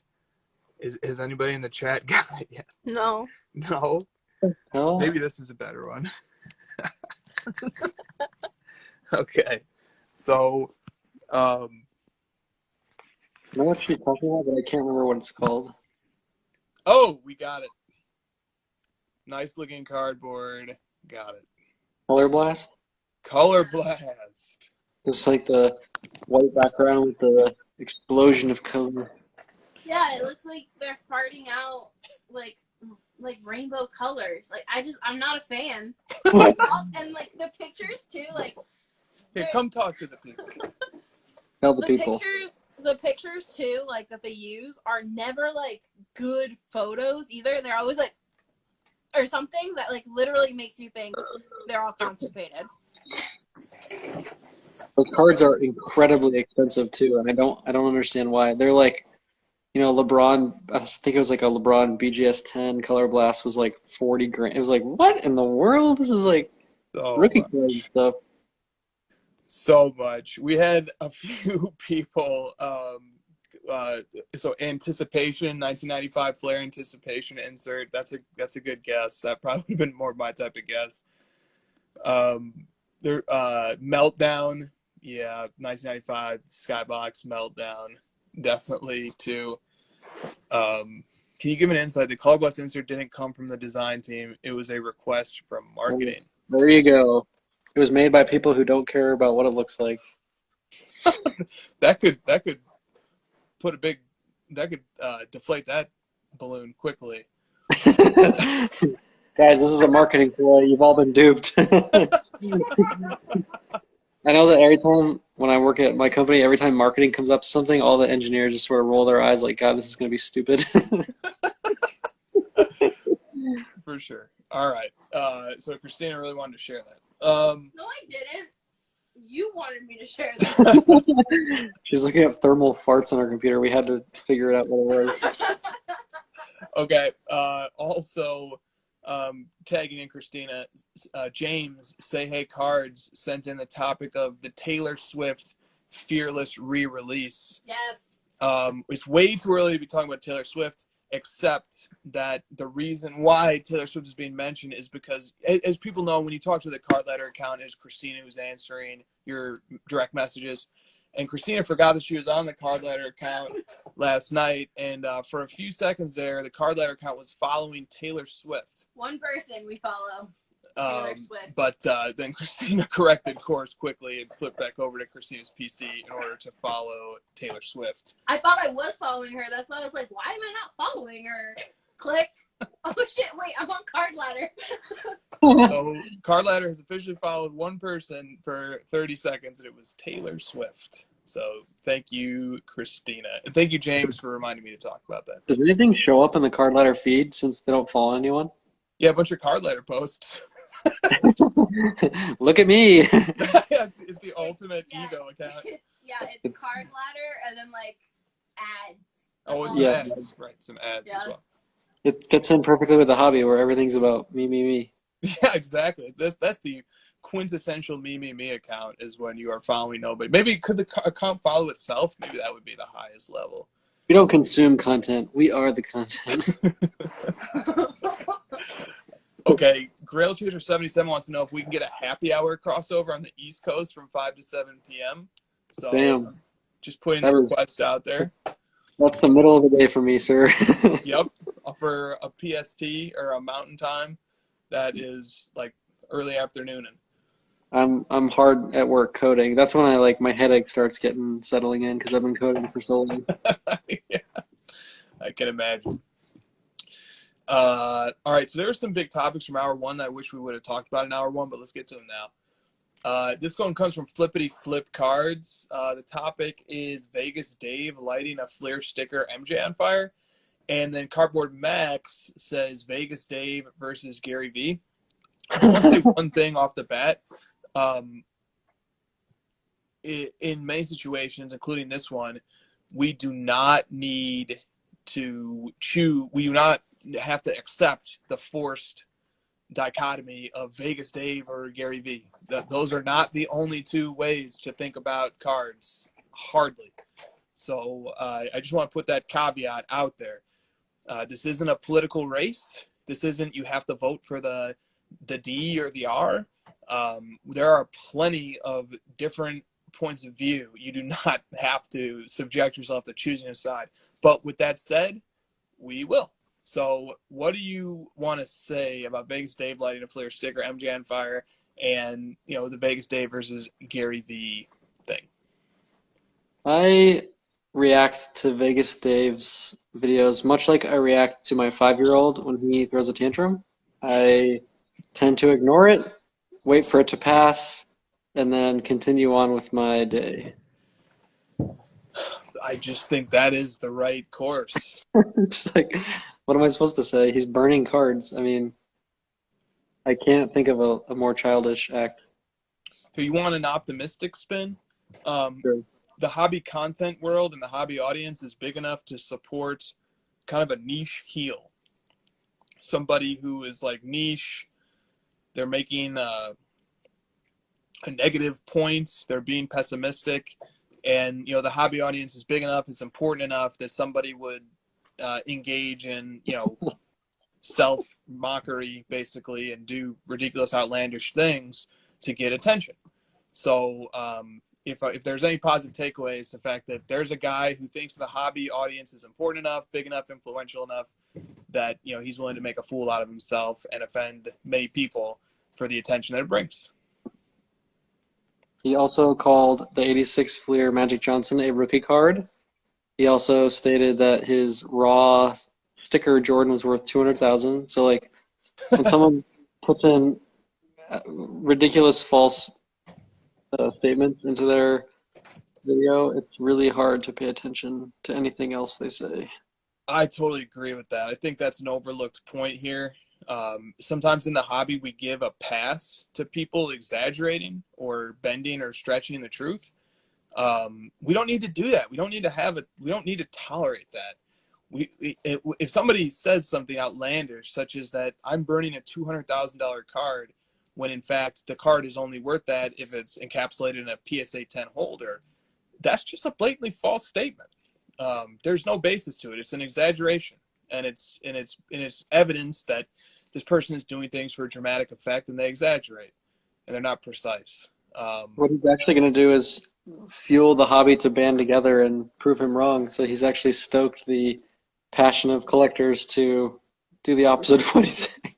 Yes, and Yeah, I so see.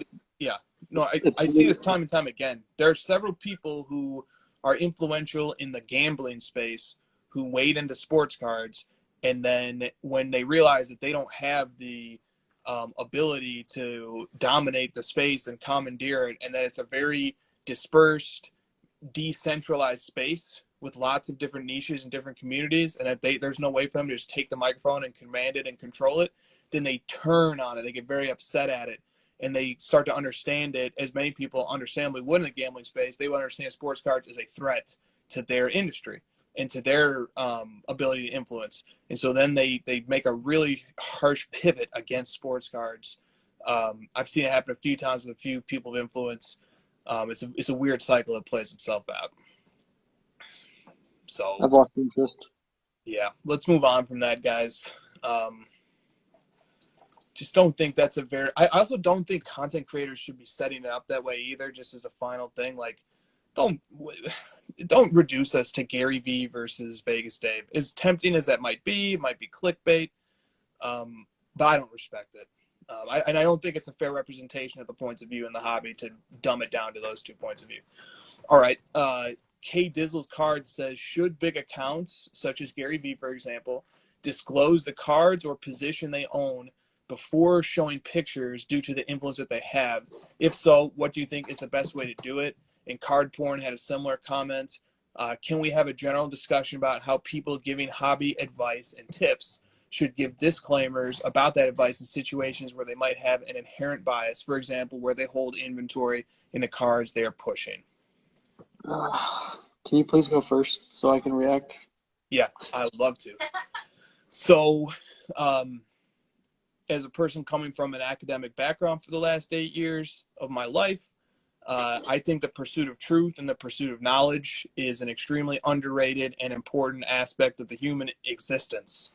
And when we are talking about finding the truth, when we're talking about evaluating the truth of statements, we want to understand and have as many of the biases disclosed as possible up front.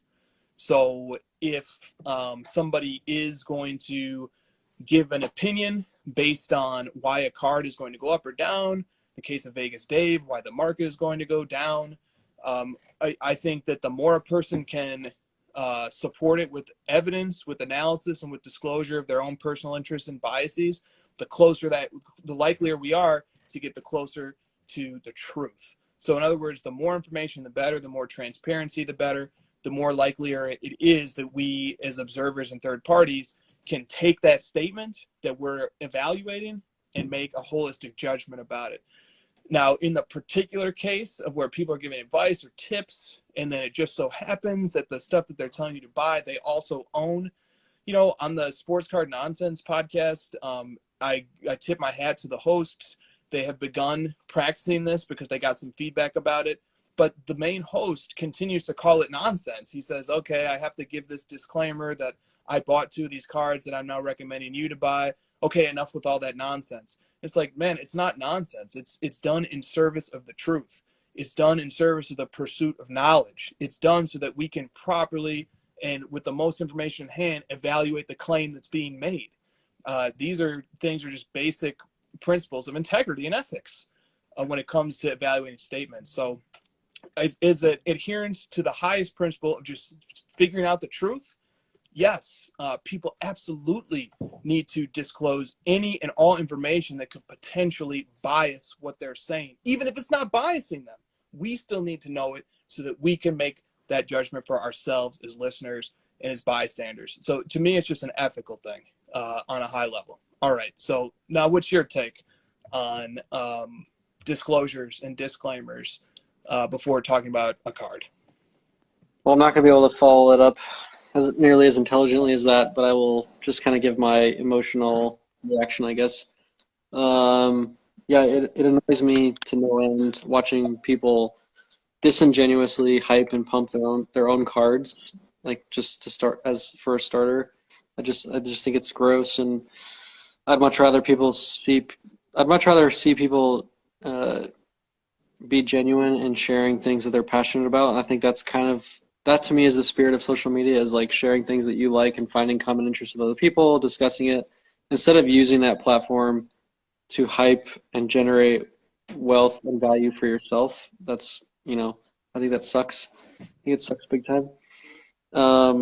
In terms of disclosing what you own, I think it's easy for us to kind of sit back and criticize that, trying to play devil's advocate a little bit. Like those guys, some of those accounts, like they may be genuine in their approach, they may not be, but to just sort of like assume that they're not because they have a big following is kind of unfair. So like we kind of have to pick at it a little bit deeper and then understand like what that person's trying to accomplish by sharing the cards. And maybe it is coming from a place of like, yeah, this is what I'm enjoying, this is what I collect, and I'm just sort of showing it off. If you think I'm doing it to pump, that's your prerogative, but I'm not. In Gary's case, he's addressed it enough to where I think he's definitely aware of it, and I think that he cares about it enough to tell you like the disclaimers of what he's posting and what he's owned. Has he slipped up? Probably. I know that there's probably other accounts that this question is referring to that they're like they should be, more forthcoming with what they own across the board, but I guess I'm sort of like in the middle on this. Like, Yeah, I don't think we need to. it doesn't necessarily. I'm sorry. Yeah, you don't need to like disclose. I don't need to disclose like every purchase I've ever made in my life before I post a picture of a card that I just bought necessarily. But Right. I guess it depends on the tone of what you're trying to say. If your tone is like, guys, I'm making this pick, I really think you should all be buying this. I think it's a good value play. If that's your tone of your statement, then you should be disclosing that, okay, because I'm trying to give financial advice, like at this point I have to now disclose that like I do own this and I do have vested interest in the value of this going up. If I'm just posting cards that I like to look at and I'm just sharing with my social media, I don't think I need to disclose that like how many copies I own necessarily. I agree, and I think that's a valid point. And also, let's not think that let's not like romanticize the outcome. Disclosure does not necessarily solve the problem of, if we want to call it a problem, the problem of pumping. In fact, disclosure can enhance the appeal of an item that somebody is advocating on behalf of. And to give a great example, let's say GaryVee says, I think the Shaquille O'Neal Beam Team members only is his best rookie card. And I think it's a good buy. I think it's undervalued. I think it's undervalued because of reasons A, B, and C. And by the way, I already bought 10 of them. That last little by the way is probably going to be the most persuasive part of his of the narrative that he's telling to make other people go buy them. So disclosure does not necessarily solve the problem of pumping. What it does though is that it gives people maximal information to evaluate what he's saying, so that there's no mystery about what is his motive, or there's less of a mystery about the motive. When I post seemingly like random cards, like when people are like, oh, how come you're all of a sudden posting football, and like are you trying to hype football? And that's the stuff that like kind of bothers me, personally. Like it does like get me upset because like I do watch football. I enjoy receivers more than I enjoy quarterbacks. So to just like assume that I'm posting receivers because I'm trying to hype their value is frustrating, because like the main purpose of me posting some of the stuff that I post is to show that like you can buy cards sort of off the beaten path to explore and like find new things. And I don't see a lot of accounts posting wide receiver cards, so I thought, man, it'd be cool for someone to get exposed to something new they may not have seen before and get into a new lane. But I can definitely see the other side of it where like, other people are going to rush to buy receiver cards and the values of mine might go up, and now it may look like, oh, I just did this. And so it's like, it's kind of a catch-22 for people that have a lot of followers, like damned if you do, damned if you don't. So like, do you want me to not post anything? Do you want me to post everything and be completely open? Do you want me to, like, it's just hard, Yeah, and also, I mean, we were talking about the golden sales like a week or two ago, and talking about some of the bigger cards. And like when you're talking about cards and analyzing stuff, you know, you it's easy to forget to say, oh, by the way, own this one, don't own this one, own this one. But it is important to do. But like it happens to me all the time. Like I don't know. I think we all should just try to give caveats. We should all assume that we are. If we all just if we all assume we all have a bias, then we'll every step that we make from there to try and make sure everybody else knows our bias is going to be solved. So Yeah. look, Tim Exquisite Collector, anytime he speaks, I listen. He I says stopped. that Josh has grown so big in the hobby, he can't post personal things anymore, which is like what you were saying. Anytime he posts, everyone thinks it's a broader hobby-related post. Double-edged sword and hard to navigate. And Tim, I bet it's getting similar for you as well, being one of the Yeah, I most mean, solid it's like collectors. maybe sometimes when I post a card, there's not anything to look into. There's not some like deeper meaning or advice I'm trying to pass off to people. I'm just posting stuff because I like to look at it. Like I think maybe the tone of the way I say things, like I try to be intelligent in my approach, and I try to give off the vibe that like what I'm saying is advice worthy. Sometimes I just say stuff just because I feel like it. I'm not necessarily like giving you my investment advice. I'm just sort of talking. And I told someone messaged me earlier today, and they're like, they're excited about crossover tonight, and I was like, dude, honestly, like between you and I, selfishly, like I look forward to crossover for myself more than I do for all of you. Like this is benefits me more than you because it's like my time for me to have a beer, sit down with Chris, and just like talk shit about cards. It's not like it ends up being entertaining because it is genuine in that fact that's the reason I do it. And I think that's sort of like why it's entertaining, like I said. So because it's not really, this isn't me spending 2 hours of like giving you all this advice and you should be listening to everything I say and you shouldn't agree with everything I say. It's just me talking shit, and like some of it's right, some of it's probably wrong, and But if that hat goes backwards, then everything from that point on is gospel. Right, sure. Just to be clear. So Ali Card Fiend says, I don't think you have to disclose every card you have just because you have a big following. I think it's absurd to be obligated to do that. I think that's totally true. Ali, I totally agree. I think like the one thing that we should figure out as a community how we feel about it. We don't have to have a consensus either. I will say that the way I feel about it is if somebody's going to go out and make or advocate for why a certain card is worth buying, then it is in my view obligatory for the person making that statement to disclose if they own copies of it.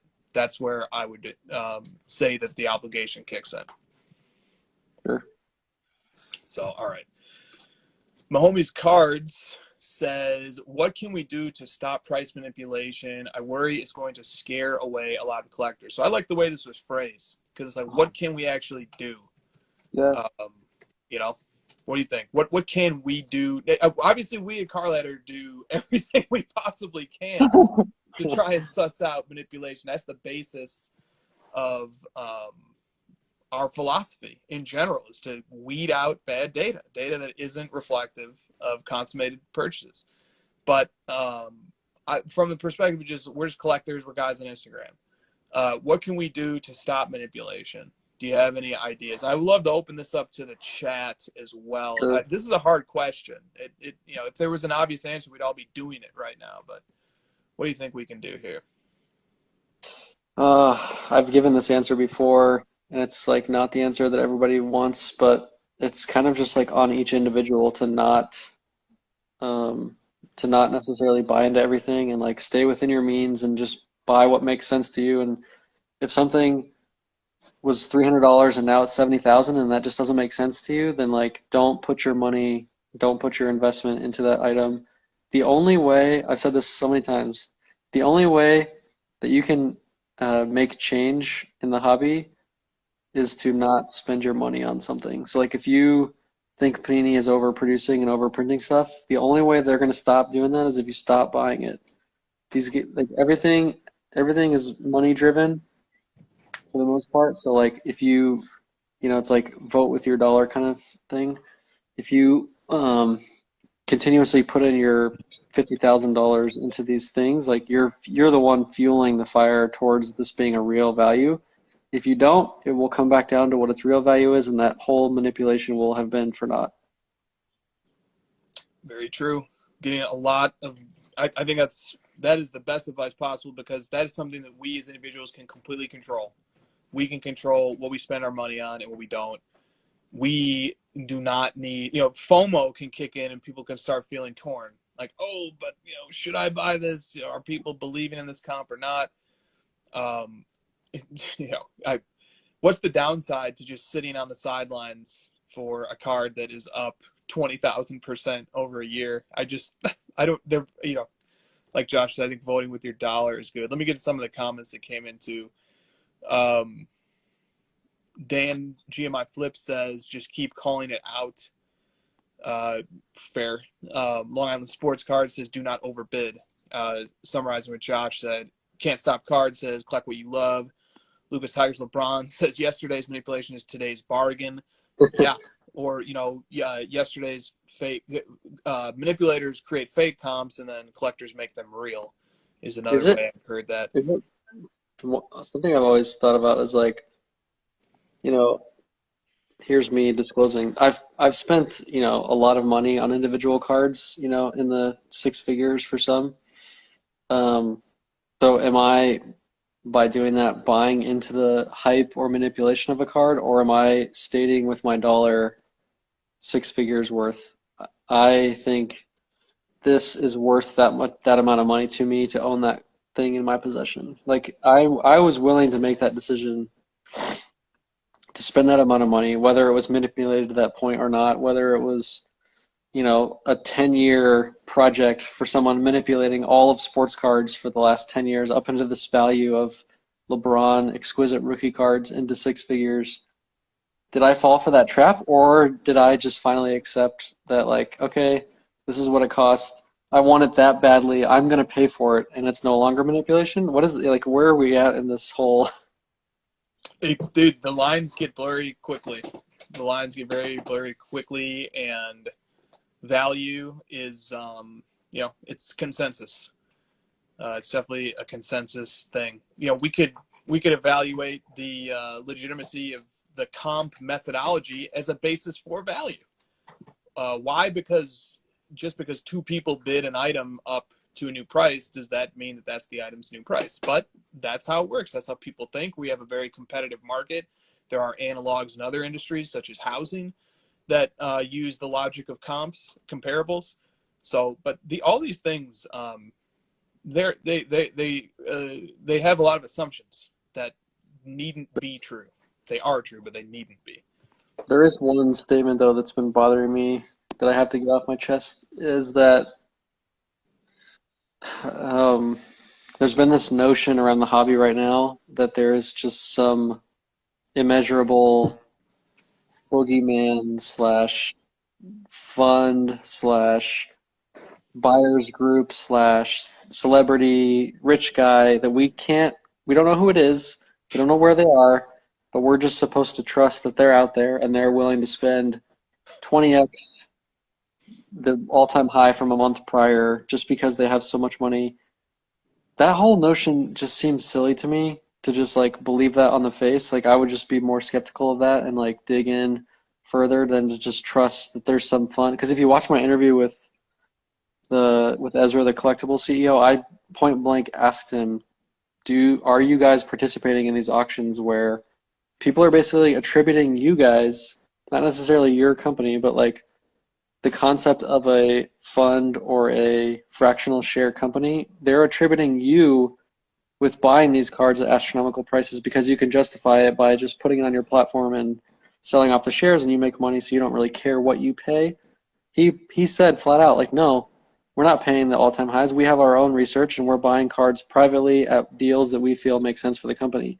And I think that applies to a lot of these hedge funds and rich guys as well. Like, people became rich not because they're willing to blow $1 million on something that they had no idea what it was or what it was worth, or that it just 10x. They're doing their research as well because they have a lot of money and they have a lot at stake.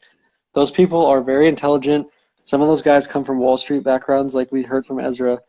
They're not idiots. They're not just coming in and blowing 10x on whatever they feel like it because someone told them like, oh, just buy anything of this and you'll just get super rich. No, they're like digging in and doing the research. So if something is at that market value, that's because they believe that's what it truly is, and they're not just like randomly blowing. So like to just say, oh, my card is worth 10x what it was because there's some fund that's going to come buy it from me. Like I'm okay, you know. Someone else, some rich dude that I don't even know, will eventually buy this for me for 100x what I paid because he's an idiot. I don't think that is really true. I think we need to dig in deeper on that thought and figure out like what in our space actually does have value and like try to understand the actual merits of what it is that has value and not just like, oh, some boogeyman's going to come buy it from me for 100x. Yeah, man, that's a great piece of insight, and it's backed up with your own interview with the person who's leading, one of the big two fractionalization companies. The big two obviously are Rally and Collectible, and then you also have With Otis that's doing some stuff as well. Anybody else that I'm aware of is just kind of way behind.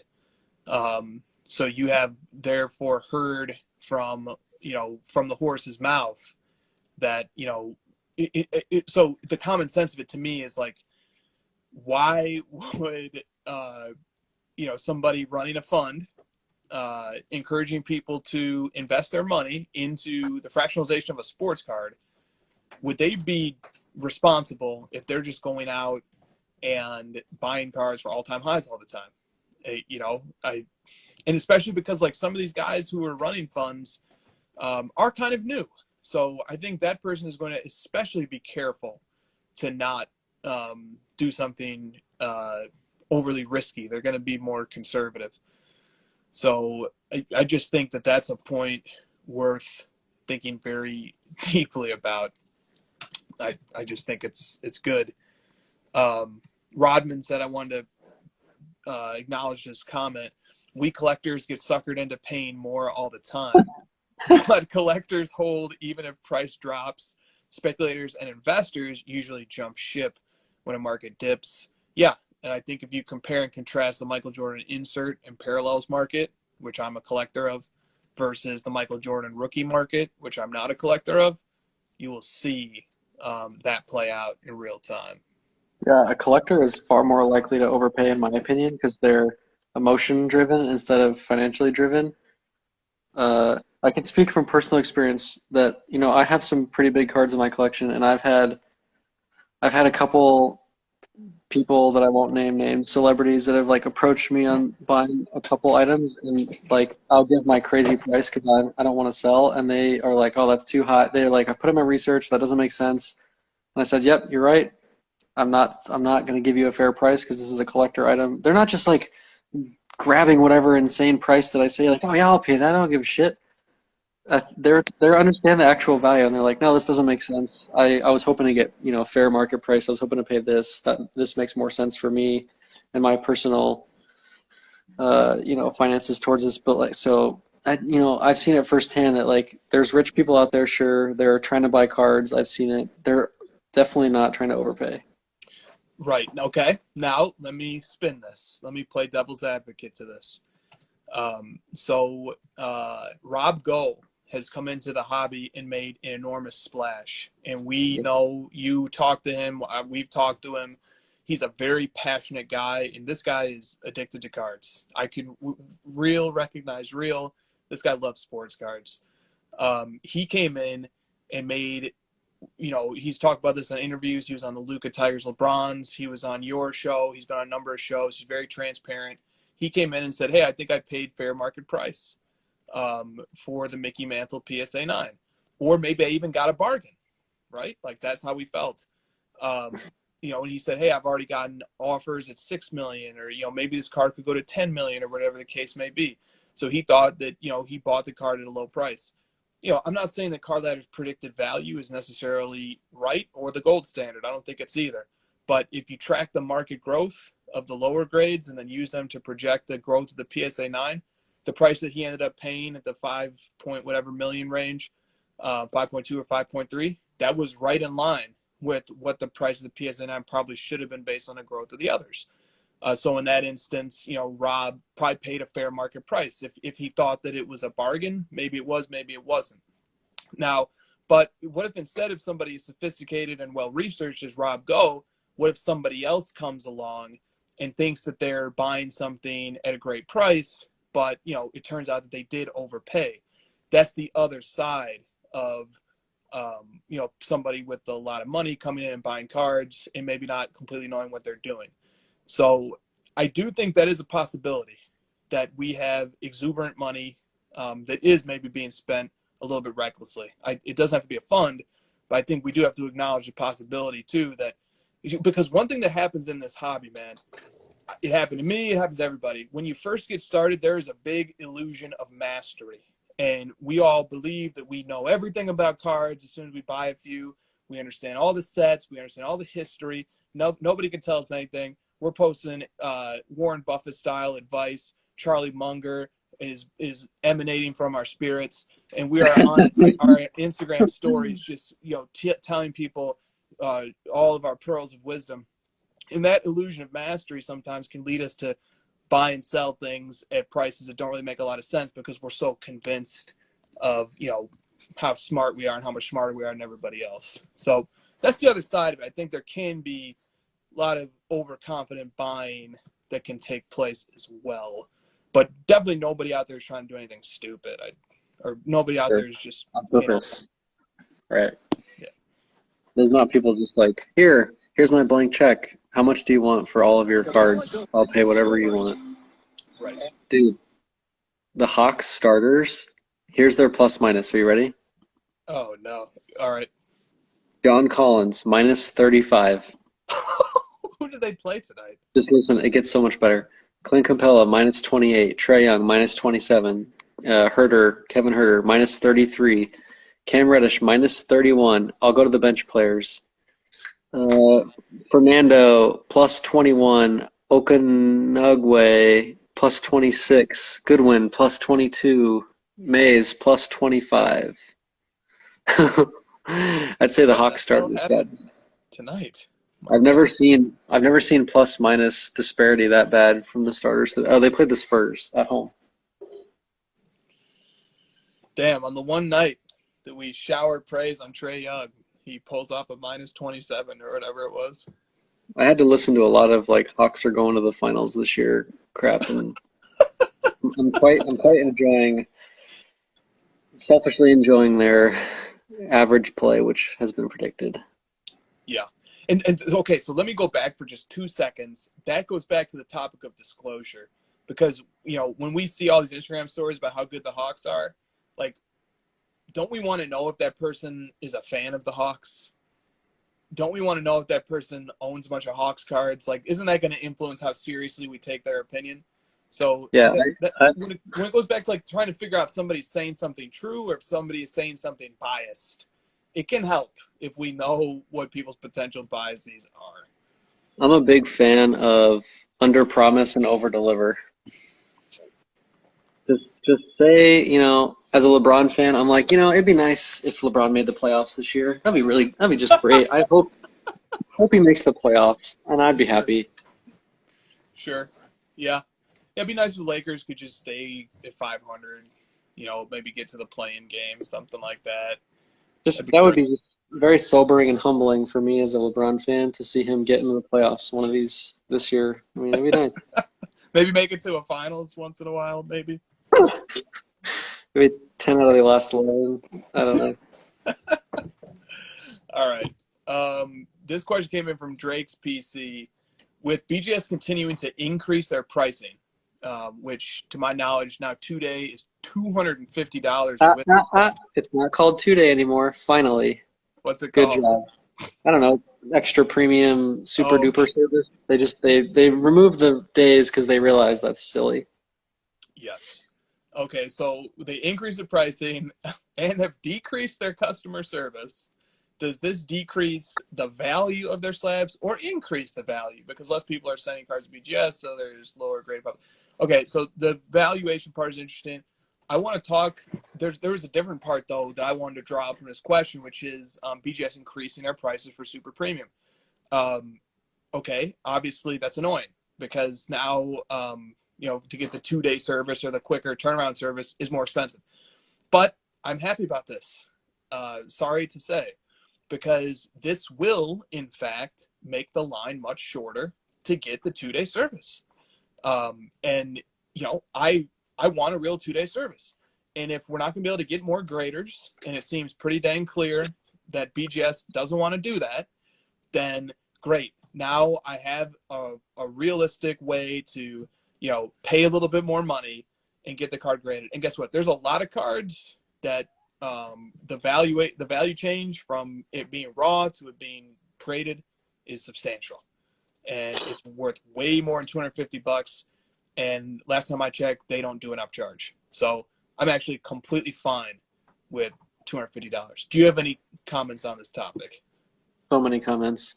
Do people realize that PSA charges like $1,000 for the same service? Okay, Do you guys know that? It's 4 times cheaper, and people are still bitching.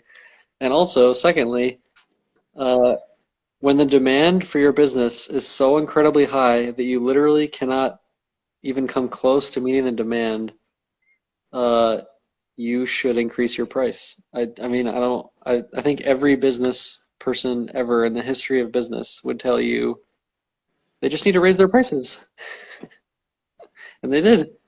So now it's more expensive so that this demand will go down so that they can meet the demand, so that their supply will go down, but their valuation goes up. I don't know. It's funny to me. People get so mad. It's literally still 4 times cheaper than PSA for the same service. And people are mad. You go ahead and send your $2,000 or $10,000 card to PSA and watch how much they upcharge you. It's super expensive. I'm a PSA guy because I like their slabs better. But dude, they are so much more expensive than BGS. So much more. Yeah, right on. That's a totally fair point. That's a good question by Cage. I'm assuming that's Cage. Could you say the question too, please, for people who listen later on podcast? Yep, I have a question for you two gentlemen. I'll leave out that adjective. Why shouldn't I sell all of my cards right now at these insane prices? You should. If you're thinking that you want to cash in and they're not collector cards and you don't mind just making the money, you should take profits. I've said that many times on this channel. There's no shame in taking profits. And if you feel like that can be a life-changing amount of money for you to do something else, you're well within your right to sell cards and take the money. I don't think there's anyone right now, friend or foe in the hobby, that would second guess someone changing their own life right now for the money. Totally. And especially look, there is a middle path. Maybe you love all of your cards, but you do feel that prices are insane right now. Sell half of them and retain the other half. Oh. And now you've taken the middle path. But do it. Or you just sell your Big Daddy. Sell your Big Daddy. Just do that too. That can work as well. Sell one card and keep everything else. Rodman says, I'm spending more. Rodman is like, he's such a collector that he just can't even get out of his own way. He's like, I can't sell. Are you crazy? Like, he just can't even fathom it. He's just such a purist. Rodman is my idol. I am the byproduct of the influence of Rodman when I was very susceptible to influence early on. And this is the result. Okay. All right. So look, one of the few guys is like, I'm buying more. You're right. Exactly. All right. This is related. So Golden has posted their new auction. There are 5,000. What's it called? The winter auction ending March 6th and 7th. 5,267 items. That is a lot of items. And so the very first lot is the Kobe Bryant 1996 Topps Chrome Refractor, BGS 10 Black Label. We have a Mantle PSA 8. We have a Clemente PSA 9. We have a LeBron RPA BGS 8.5 with a pretty dang slick patch, if I do say so myself. Why is that ranked fourth in this list? Yeah, What you don't? What about this Clemente though? Yeah, we were talking about this too. We were talking about this. We turned the camera to this for myself. There is not, to my knowledge, an auction house that is run by somebody of our perspective and taste and preference as collectors yet. All the auction houses, even PWCC, pre-war card collection, I think is what that stands for. All the auction houses have a bent towards vintage, for sure. I look forward to an auction house that, you know, unashamedly just prefers 90s, 2000s, and modern. But anyway, I digress. Because this auction, the point I want to make here, okay, LeBron, Chrome Refractor Black, PSA 10 rookie, LeBron 1/1 logo man, MJ BGS 9 Star 101 auto, MJ What'd you skip? PSA 10. You skipped Clear. something. Up. What'd you say, buddy? You skipped one. Go up. You skipped one. What, these shoes? Oh, my bad. Yeah, never mind. No, I'm cool on shoes. We've got enough things that are too expensive already without shoes. You got the set, sticker, box of 86 Fleer. Got one of these early game jersey autos, gem. Got a Brady championship ticket, Donruss file, copy, authentic, possibly the only example in the hobby. Okay, I need to learn a little bit more about that. We got LeBron Finest Gold, BGS 8-5, number 25. I was trying to get that one, but looks like he took the golden route. We got the KD jersey numbered exquisite RPA. We got a Giannis NT RPA to 99 gem. We have a Luka NT RPA PSA 10 DNA 10. Wow. We got a Mahomes RPA. We have a Stars and Stripes. All right, whatever. Zion 101, Charizard Hollow First Edition PSA 10, Tiger SP Authentic Golf Gold out of 100 PSA 10. We got some memorabilia. Guys, there are 5,000 freaking items in this auction. So we just went through 25. Okay, so a bunch of memorabilia type of stuff fills in on page 2. I mean, if you could, okay, we got a bunch of vintage. We got Jackie Robinson. So as I kind of scroll through this, we got a Wayne Gretzky OPG PSA 9. Look, there are lots here. You know, you got to get to lot number 113 before you get to MJ BGS 9.5 gem. You know, Tiger SI for kids. Oh, this is a monster card. Lot number 149 is the Kobe credentials out of 499 BGS 9 rookie. Oh, we got a Kobe star date BGS 10. Oh my God, Kobe Finest Gold Refractor BGS 10, PSA 10 with the peel, Legacy Row 0, Kobe. Oh God, the Kobe rookies are just pouring in. Ultra. Whoa, that Jordan auto looks. Go to that Jordan auto. That looks no bueno. Whoa, what is that? That's not supposed to be that thick, I don't believe. Holy crap, that's a retrace, bro. Okay, so somebody get on the horn with Golden, please. We have a Jordan insert, Gold Touch. Oh, look at this. Another one of these has come out to play. Lot 166. Jordan Mold Metal Fusion. Comes out to play Kobe Dunk and Go Nuts, Kobe Playmakers Theater, Jordan and Kobe East West Refractor, Jordan Incredibles PSA 9, or Incredible Level 2, Brady SP Authentic. These cards are over $100,000 right now. Just so much. Oh, what do we have here? The Kobe 2000 Upper Deck Game Jersey Patch 2, numbered to 8. Just so oh my God. We got LeBron Ultimate Collection Ultimate Signatures. We got LeBron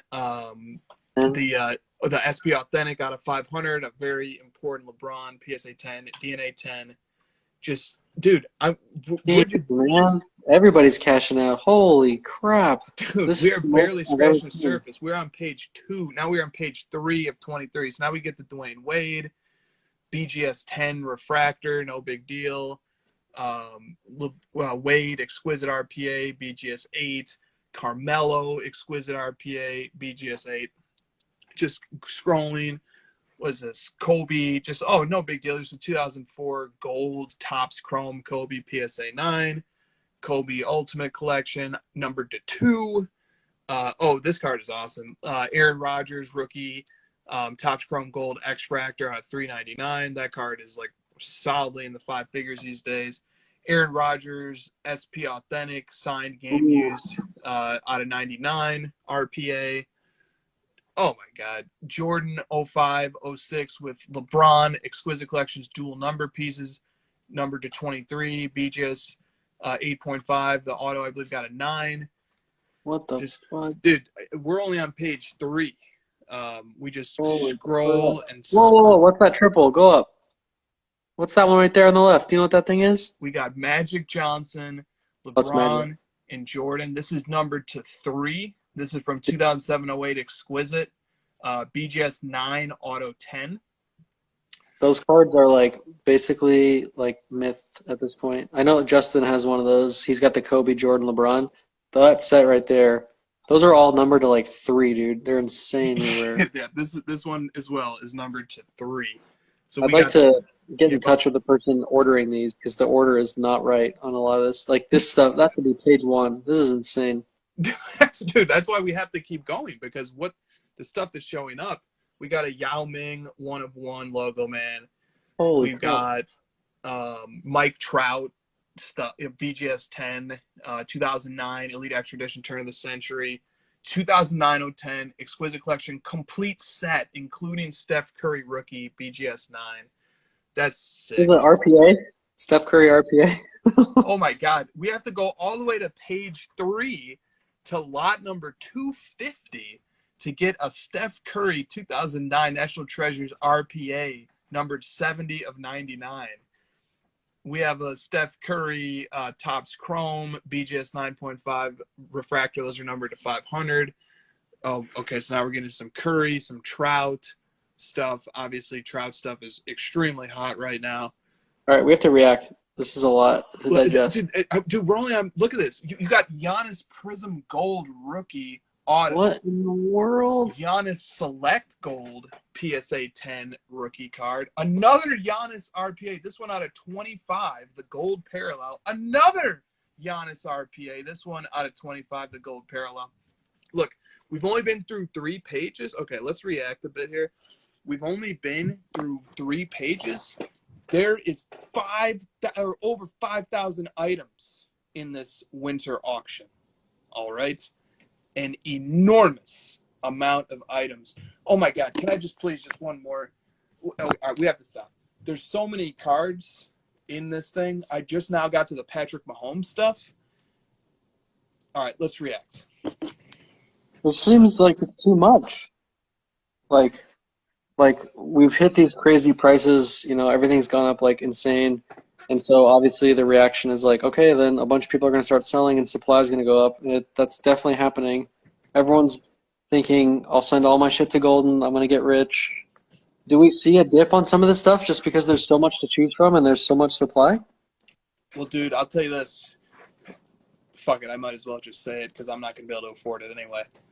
I think on page 8, for the real ones who will scroll that far, there is a 2018, which is Luka Doncic's rookie year, optic black 1 of 1.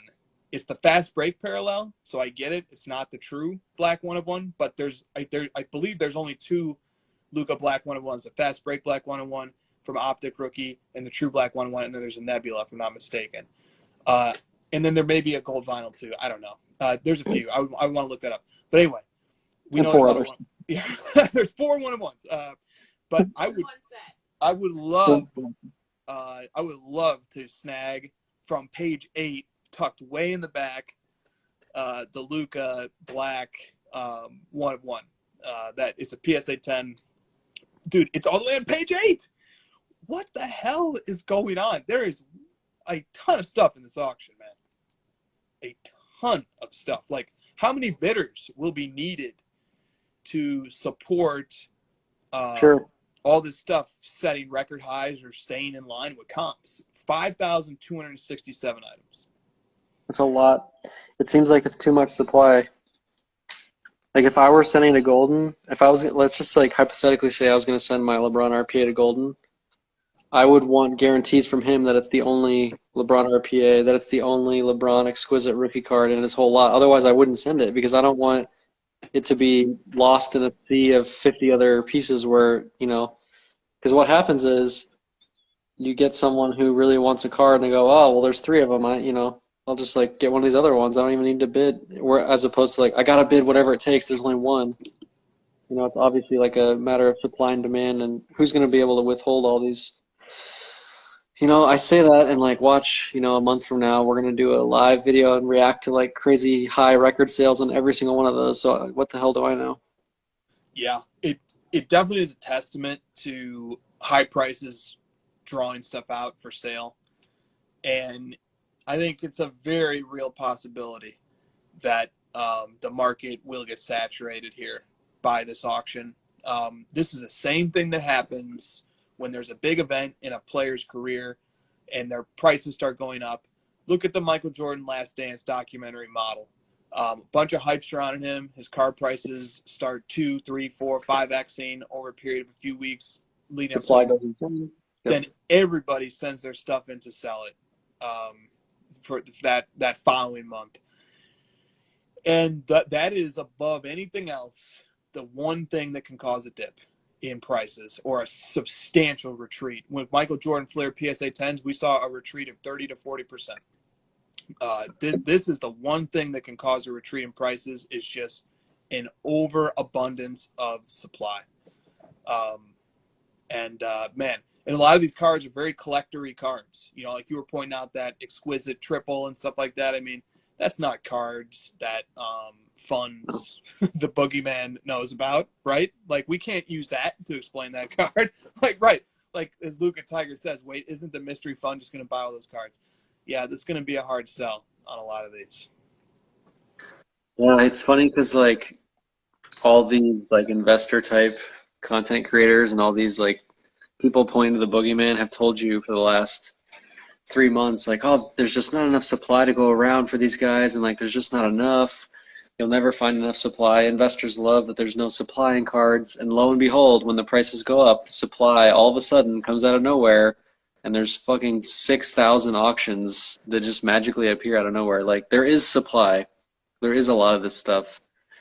And it's not even just that like there's a lot of one individual item. Like, oh yeah, you could just say, oh, there's only 99 LeBron RPAs. There's only 99 Luka RPAs. There's only 10 gold prisms. But when you start adding them up, like you pointed out, there's 4 101s. There's the LeBron Chrome Black Refractor. There's the Gold Refractor. There's the X Fractor. There's the regular Refractor. There's a bunch of PSA 10s. There's a bunch of BGS 95s. There's BGS 10s.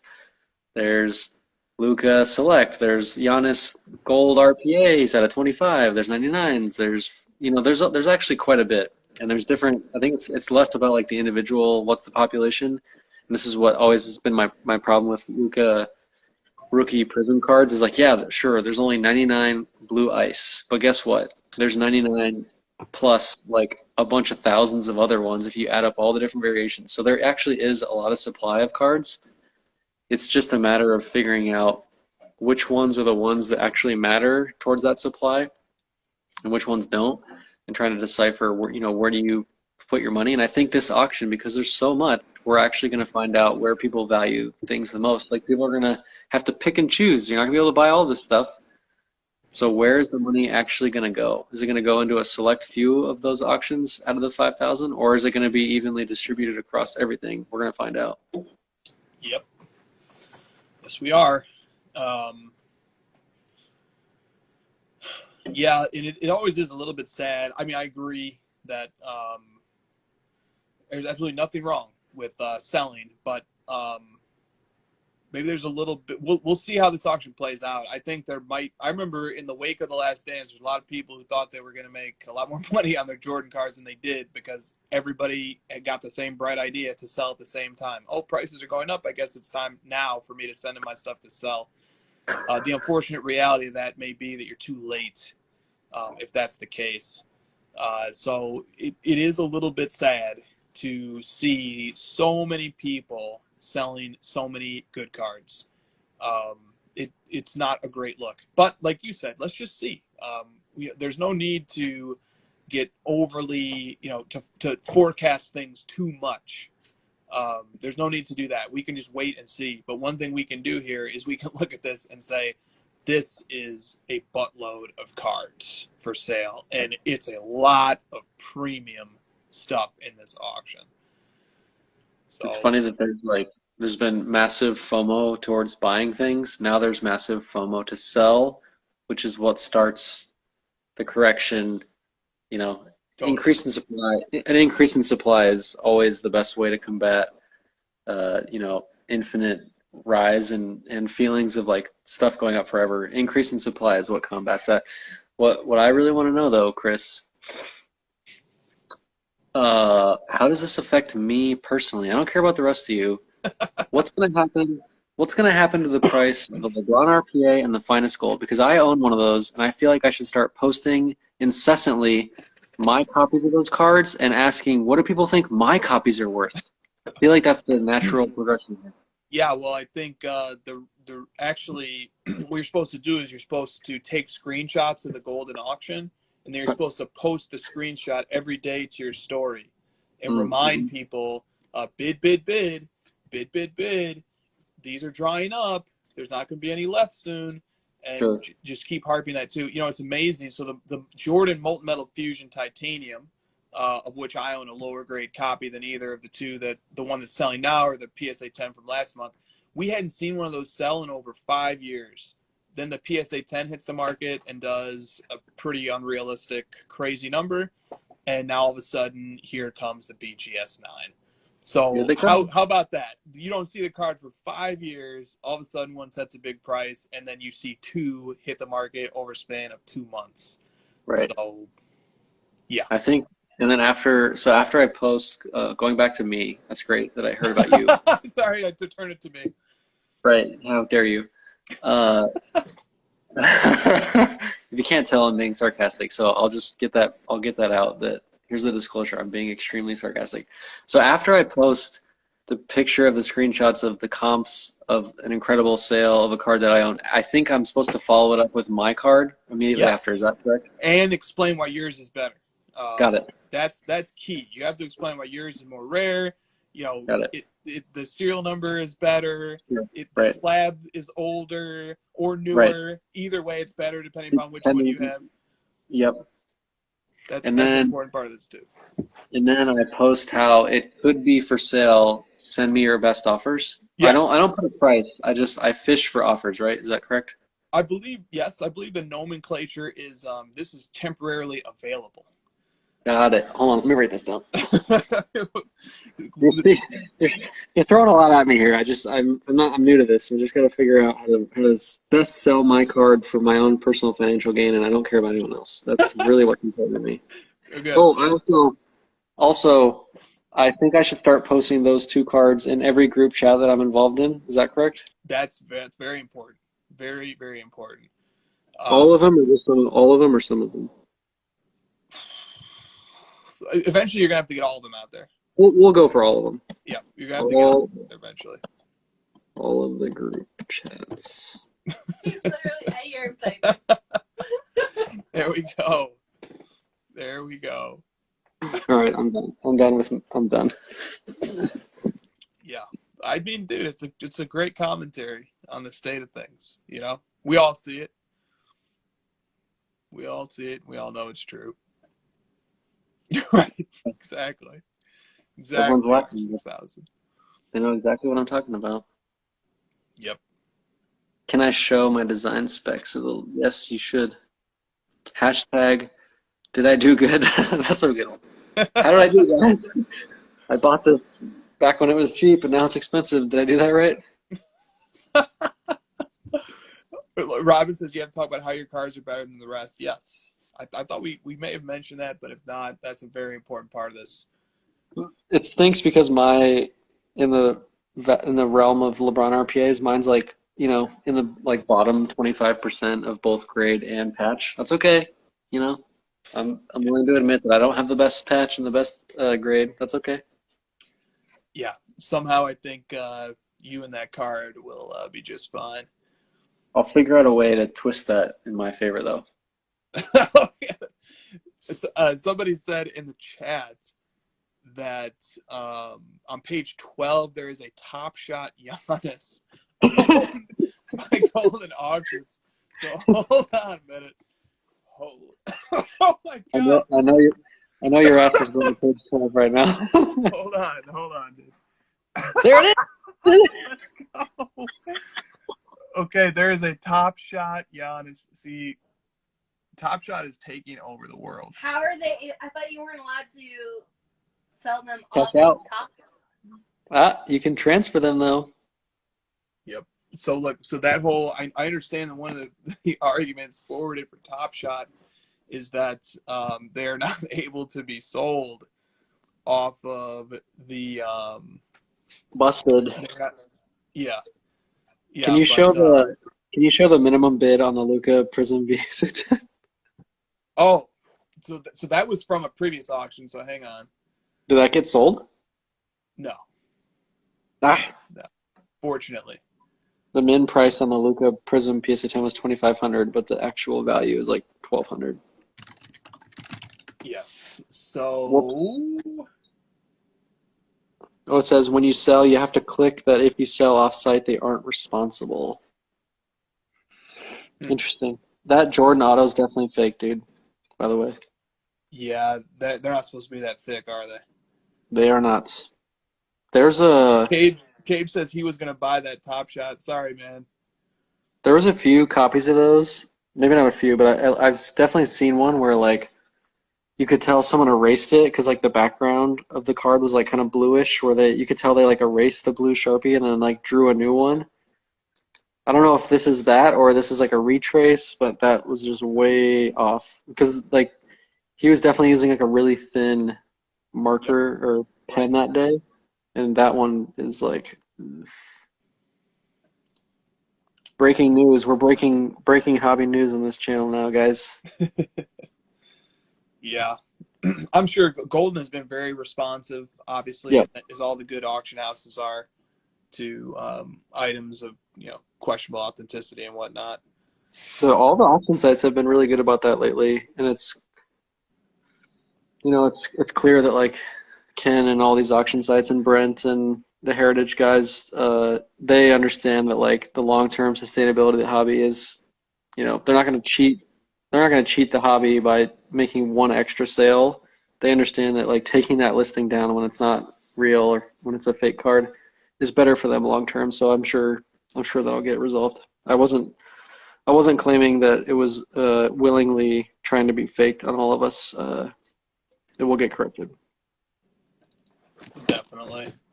Good point. Cage says to check out lot 108 for a cool Michael Jordan item. All right, let's see it. Oh, I think Rob Go predicted this. Dude, that's cool. See, I think that's cool. That is cool. So tell us what this is, man. Sure, yeah. So 84 star, which is Jordan's actual rookie year. Some consider this to be his actual rookie card. Most do not because it's not like an official release of cards. It came in team pack, so you basically, like, knew you were going to get the Jordan card. You got all the Bulls players. But basically, PSA stopped grading these a long time ago because there's been a ton of fakes, and PSA just didn't want to deal with it. So only BGS grades this card. They used to grade them for a small window. So there are a few copies of this that are authenticated in a PSA slab. Look how old that label is. That's actually really cool. See, that label looks like it came out of a typewriter. Yeah, like a typewriter, like Bill Gates, first computer made that. Dude, the computer paper cool. That was perforated and, like, you had to, like, rip it. Like, exactly. Yeah, I would rather have that over a BGS 9 of that card. I think that most most people would probably agree, so we're going to see a high price on that, but like that's cool. See, like I think the 86 Fleer I want in a that card. vacuum is a better looking card, but this one, to me, I'd rather own it because I just don't see it as often, especially in a slab. Like it's just like it's something more unique. There's more of a story to it. You can explain to people the PSA is not grading them anymore. There's just more. It has more going for it to me. I think the old school slab just makes it so 80s that it's like perfect. I've heard that old slabs sell worse than new slabs though. So what am I supposed to know? Not slabs. I think you're talking about cases. Cases. My bad. Old cases. So The actual term is flips. If you really want to get technical on the difference between the old PSA flips and the new PSA flips, there you go. I was joking about like hobby vernacular with my wife, and I just like pulled up the card ladder glossary, which we just released, which is like just a term of all the hobby vernacular, and I just like went through one by one, and I was like, "What is this? What is it?" And she got like 5% of them right. should What's we so hard? quiz Christina? No. That is No, that is she'll a get fun idea. No. she'll get them all. No. Yeah, My she wife, will. the only ones she got right were like rip, wax, and just like anything around like opening like packs. She got most of those vernaculars right, but like everything else, slabs, she had no idea. Gem, she didn't know what gem was.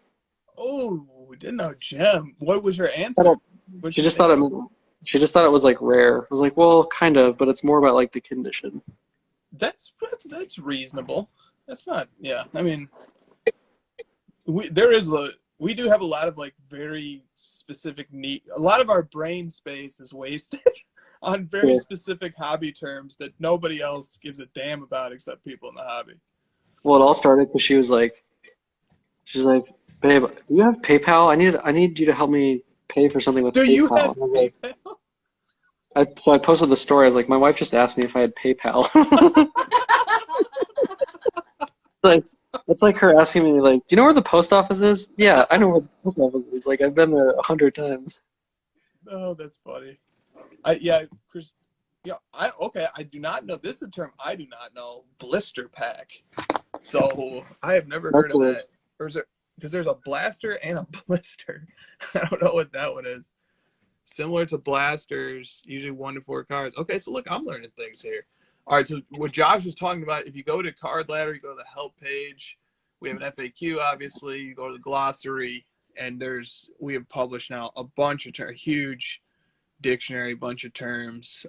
This is obviously more oriented towards new people, but we have a lot of new people using the site. And look, I could have used a refresher. This is a great term. What does inscription mean in the context of the hobby? When a player signs an auto, but they make it more personal. Yeah. See, I think I would know what these are, but it would be difficult for me to explain them. Yeah. I wrote all those myself, handwritten, There you personally. Hopefully no one plagiarizes those and publishes them on their website. That would be a shame. Nobody would ever do that to us, though, would they? Nobody would ever take things that we did and not credit us and put them on their own. No, that's never been done. Nobody's ever plagiarized you and I. We are. No. This hobby space is completely unique, and no. Yeah. Here's a cool question I like from Luca Tigers and LeBron's. Kobe, question for you guys. What do you think about the NBA 50th instead of the Chrome? There's 68 PSA 10s, 63 PSA 10 Chrome refractors. One thing I like about the NBA 50th, but maybe somebody more knowledgeable might have to correct me if I'm saying something incorrect here. I believe that the NBA 50th is not susceptible to greening because it doesn't use the same chromium technology. Instead, it's foil. But somebody please correct me if I'm wrong about that. I once owned one of these. I once owned a BGS 8 when I way back first got into the hobby, and the card was worth, $50 to $75. I don't even want to think about what a BGS 8 is worth today. What's a PSA 8 worth today? A PSA 8 is worth about $2,000.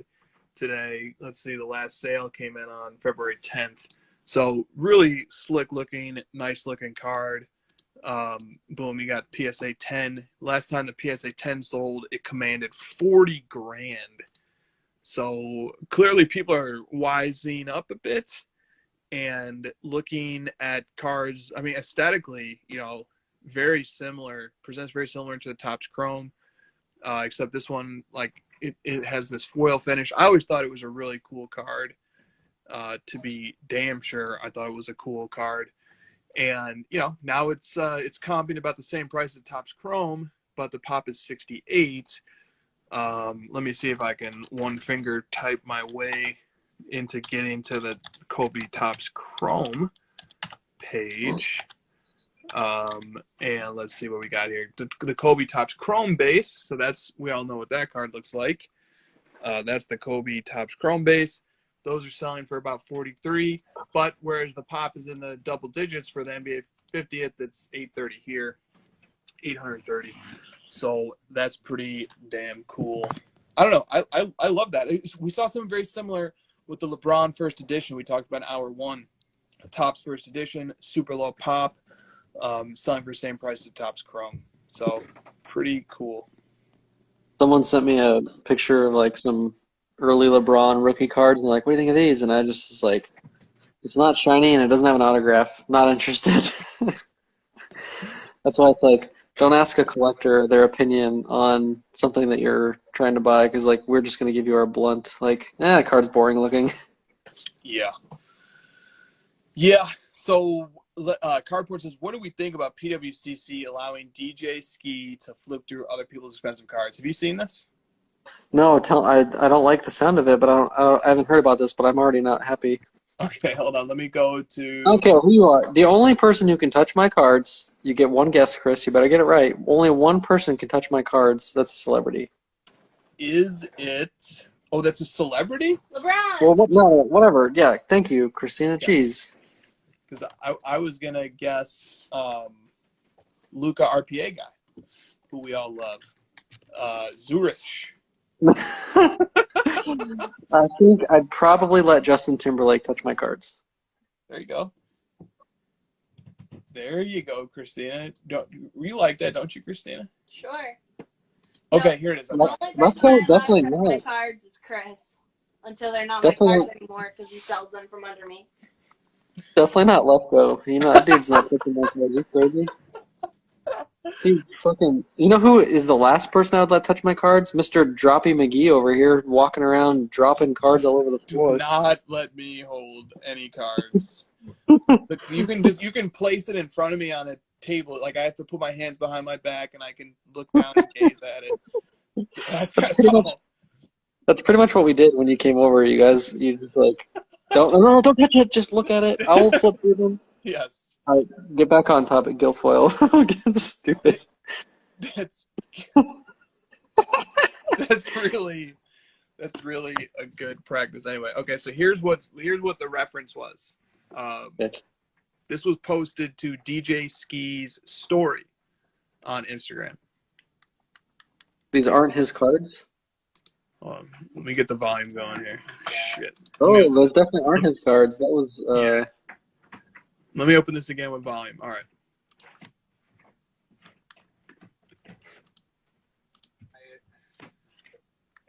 Yes, Thursday. Yeah. All right. What's that? That. Oh, by the way. That. Oh, what else we got? He's not very careful with them. Hold on. Oh, this is ridiculous. And you know what? Dude, literally, if I was PWCC in that video, I'd be like, bro, you need to calm the fuck down and, like, stop fucking hammering those cards so much. Like, I don't care who you are. Chill out. Okay, go ahead, Christina. I'm very upset. Like, that's not cool. She got distracted by a DM. Okay. Dude, they're not even slab guards. They're just like... distracted by breaking sports, talking shit about JT. No. I watched that documentary tonight. I watched it, the Britney Spears one. I watched it, and it doesn't make JT look that bad. It's just like a teenage thing. I mean, she cheated on him. That's why he did Cry Me a River. But I mean, okay, so the documentary is like 100% in Britney's favor, where it's like, did she, or is JT just an asshole? And I was like, nah, I trust JT in this one. She's like, don't even get me started, because I'll get like a lot of girls mad at me that I'm not on Britney's side. Chris is like, change subjects quickly. That's like, you can't. That's like, no. Okay. Great. Just like Justin Bieber's innocent, I believe JT as well. This Droppy McGee thing got a little. Droppy McGee got a little legs to it. Droppy McGee. Okay. Hey, you're Droppy McGill. Yes. Okay, so let's have some comments. So first of all, DJ Ski is doing a lot. He loves the hobby. He's putting a spotlight on the hobby. He did a video with Snoop Dogg. He traded a Kobe Chrome PSA 10 to Snoop Dogg for Snoop Dogg's car, I think is what happened in that video. That trade definitely happened. I don't know who got the card. I want to know Snoop got the card. So Ski is making content about sports cards. The guy's really into sports cards, without a doubt. So, I mean, you have to be too, to just kind of like take a tour of the PWCC vault. You got to be really into cards. Now that we have an arms race happening. Yeah. Now we have an arms race happening where auction houses are going to, have this incentive to sensationalize and hype up. And so one can hardly blame PWCC for wanting to showcase some of their holdings in the vault, because every card that they showed right there was a pretty damn important card to the hobby. But, with that said, we can understand the pressures. You're trying to make a quick video. You're trying to flip through stuff quickly, be, efficient. I think this isn't the first time in the last month that we've seen people, kind of mishandling cards in a way that's been very alarming. But now in this particular instance, it is PWCC who is receiving allegations of allowing cards in the vault to be mishandled. I think it's a really easy fix. Just handle this stuff with care, because they just rifled through tens of millions of dollars worth of cards. That's not an exaggeration. That's not an inflation. They just showed tens of millions of dollars worth of cards. Yeah, if that was LeBron freaking James with those cards, I'd be like, bro, chill out and just here's how you handle them. I understand you're excited. I don't care who you are. You're Bill Gates. You're Jeff Bezos. You're Elon Musk. Chill out. I'll show you how this works. Because I mean, if I was going into a Tesla factory, I'm not sitting here slamming all of his doors. Like, he's probably going to tell me like, here's how you handle one of our cars. I'd be like, great. You should tell me. This is your area of expertise. Yeah, that should have been a conversation before recording. Yeah, that stuff will get corrected. People will get educated on that kind of stuff. The Vegas Dave one was an embarrassment. He's freaking handling it with his bare hands and putting him straight into the card savers without sleeves and stuff. It's like, good Lord. Yeah, the Vegas Dave thing was that's on a whole different level right there. It's like, man, you gotta have some conversations with these guys. I know that they got big followings and you're trying to get them on your channels to like help you, but still within your right to tell them the right way to do things. Yeah, for sure. Next. Let me go through some questions I set aside for hour 2. Nice Looking Cardboard said, what's a new hobby for me given that I can't afford cards anymore? What's the alternative to cards? Is there one? Whatever I say next, you guys are going to say that I'm hyping something. Well, funny you ask. There's a thing called NBA Top Shot that I think is really cool. So, I think that there's still a lot to be explored in cards. I can only tell you what I know, so I can't just I don't even want to say what I collect anymore because it's just I'm getting in trouble. But there's stuff out there: hockey, soccer, football, tennis, boxing. Apparently, any prospect in basketball is cheap now. Relative to 6 months ago. I'm buying stuff that I look at the graphs. I go to cardladder.com. I look at cards that I like. If the graph has gone down, I buy it. If it's gone up, I do not. That's pretty good. That's pretty good. That's pretty good. Look, the chat went crazy. Stamps, comics, Top Shots, Pogs, Project 70, which is the new Project 2020. Somebody said bottle caps, spoons, business cards, Trey Young. Shout out to Snowman. Postcard, Spider-Man 300, grains of salt, bottom shot, grains of sand. Sorry, marble cards. Bottom shot sounds interesting. What is bottom shot? That could be a lot of things. Cheerleader edition. Keychains. Shoot for lower grades. Game tickets. Yes. Pogs. Spoons. 2 votes for spoons. Video games. Used tampons. Okay, this is going off the rails. Beanie Babies. DVDs. Wow.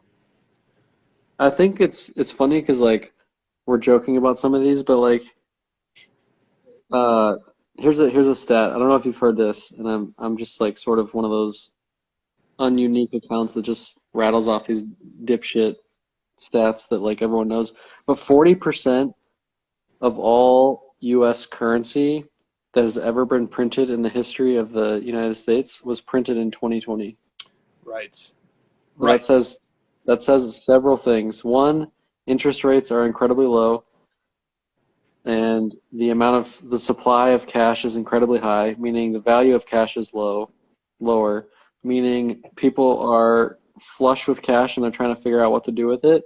So they're putting their money in stuff that's more enjoyable than cash, with collectibles, and that's why this market is booming so much. Is people would literally rather own a piece of paper with an athlete on it than they would cold hard cash, because cash is easy to get right now. There's tons of it, as proof by the 40% of U.S. history stat. What do you think? Oh, dude, that's such a key point. And I think about over the last year, as we come on every Friday night, we talk, and one of the themes, especially in mid and early 2020, before that August boom, we were both really high on the whole I'd rather have cards than cash in my wallet thing. But we didn't have the empirical data to back it up at that time. We didn't understand the real reason why, but we definitely intuitively could feel that way, and we understood why it made sense. Well, now we have a good beginning to the explanation of why cards were so preferable to cash, strictly on the financial level. We were talking more as collectors, but strictly on the financial level. When the money supply increases 40%, that introduces a whole different type of problem. that's beyond the scope of cardboard. What I'm saying is, take your life savings, put it into LeBron cards that I own. Therefore, I will make more money, and we'll all be better off. Yeah, that's how we all win. Oh my gosh! I hope people can read sarcasm as well as I think they. If they can't, then they deserve it. What's coming? That's been one of the topics of conversation in the chat. Is don't be an idiot and buy stuff that is way overpriced. Hey, Rodman said, collect Honda Civics. You got a collection of those going? I was at my mom's 2 weeks ago, and she's like, I can't believe you still have this thing. She bought that car brand new. My mom bought the car that I own brand new in 2007. I remember her buying it and being like, this is a great purchase. And I still have it. And she's like, I can't believe you still have this thing. It was a great purchase then. It's like a family heirloom at this point. Yeah, you gotta keep that one going to little man. About 10 years or so, 11 years, he'll be ready to have it. So. Oh God, he's not driving ever. Yeah, That's how I feel about Christine. 120,000 miles. Okay. Is she allowed to drive? Christina's allowed to drive. Yeah. Am I Does your license allowed? renew? Christina's allowed to drive. Did you watch the Britney Spears documentary? Apparently, like back in the 90s, women weren't allowed to do anything. Wow. Maybe we need to watch this documentary, huh? I think we might. What's on It's HBO? good. It's on Hulu. It's like a New York Times made it. It's pretty interesting. It's about like Britney Spears and her. Is this part of the whole like free Britney narrative? It is. Yep. It's 100% about that because her dad like owns her entire executive decisions. Yeah, because she can't be trusted to make them herself by court order. Well, but they explain why, because she was like kind of crazy for like a good 4-year stretch to where it was like, bro, someone needs to step in and like help her out. Yeah, and they did. She lost her kids. Like she shaved her head. She was doing a lot of drugs. Okay, now pause. I think at this point in time, one of us is supposed to ask, what's Britney Spears' rookie card? What's the PSA pop report? I'm gonna look that shit up. Are there? Dude, is there a fucking Britney Spears Mickey Mouse Club card? Because I'm all about that. That's the real rookie card. No, that's like the star. Mickey Mouse card. That's a great rookie class you got there. You got Ryan Gosling, you got JC, you got Christina Aguilera, Justin Timberlake, you got Britney Spears, Felicity, that girl from, what's her name? Carrie Russell, who's in the Russian American show. Like, that's a great rookie class. Or like Kerry Washington? No. I don't know my actresses at all. Like the girl from Felicity. Oh, okay. All right. She's now in the American show where she's like a Russian spy. Spoiler alert. Oh my God. All right. No, it's the whole concept that everyone knows from the first episode. Someone just shouted out Kelly Kapowski. Was she in the, what's that called? No. All right. Ryan Gosling was in that? Yeah, he lived with Justin Timberlake when they were kids. They do not like each other now. Know your man. Someone's laughing at me for saying Kerry Washington. I'll be honest, I'm very surface level in my love of Justin Timberlake. It's like when I see a movie he's in, I like it, and that's about it. I get no interest in following celebrities' lives. I don't understand that fetish. That they do get into like how like the peak of the powers of like the paparazzi were like during Britney Spears' heyday, and it's like, man, people just like ate that shit up. All they did was watch celebrities' lives. How boring is that? Man, those tabloid magazines used to be hot. Millions of dollars. Yeah, like they said that they would pay like millions of dollars for one photo that would actually make the cover. Oh my gosh. Yeah. Okay. Okay. Hawaii action figure guy wanted to know. That's your friend, right? Hawaii action figure guy? Yeah, what's up? He wanted to know, is a card show a great place to check out chicks?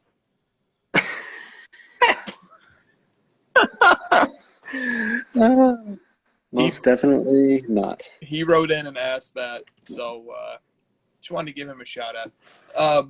Mr. LAGN asks, can you guys burn a card live? That would be awesome. No, sir, that is sacrilege. Mike Pinkerton 50 wants to know HGA card grading. I think it will take off great slabs. So there was a comp on a Trey Young card where the HGA 9. Hold on, let me pull up the memes page so I get this right. This is the one with the color coded. Yeah. Yeah. Okay, so here we go. Let me play the meme with it too, because the meme just really just helps it go. Really?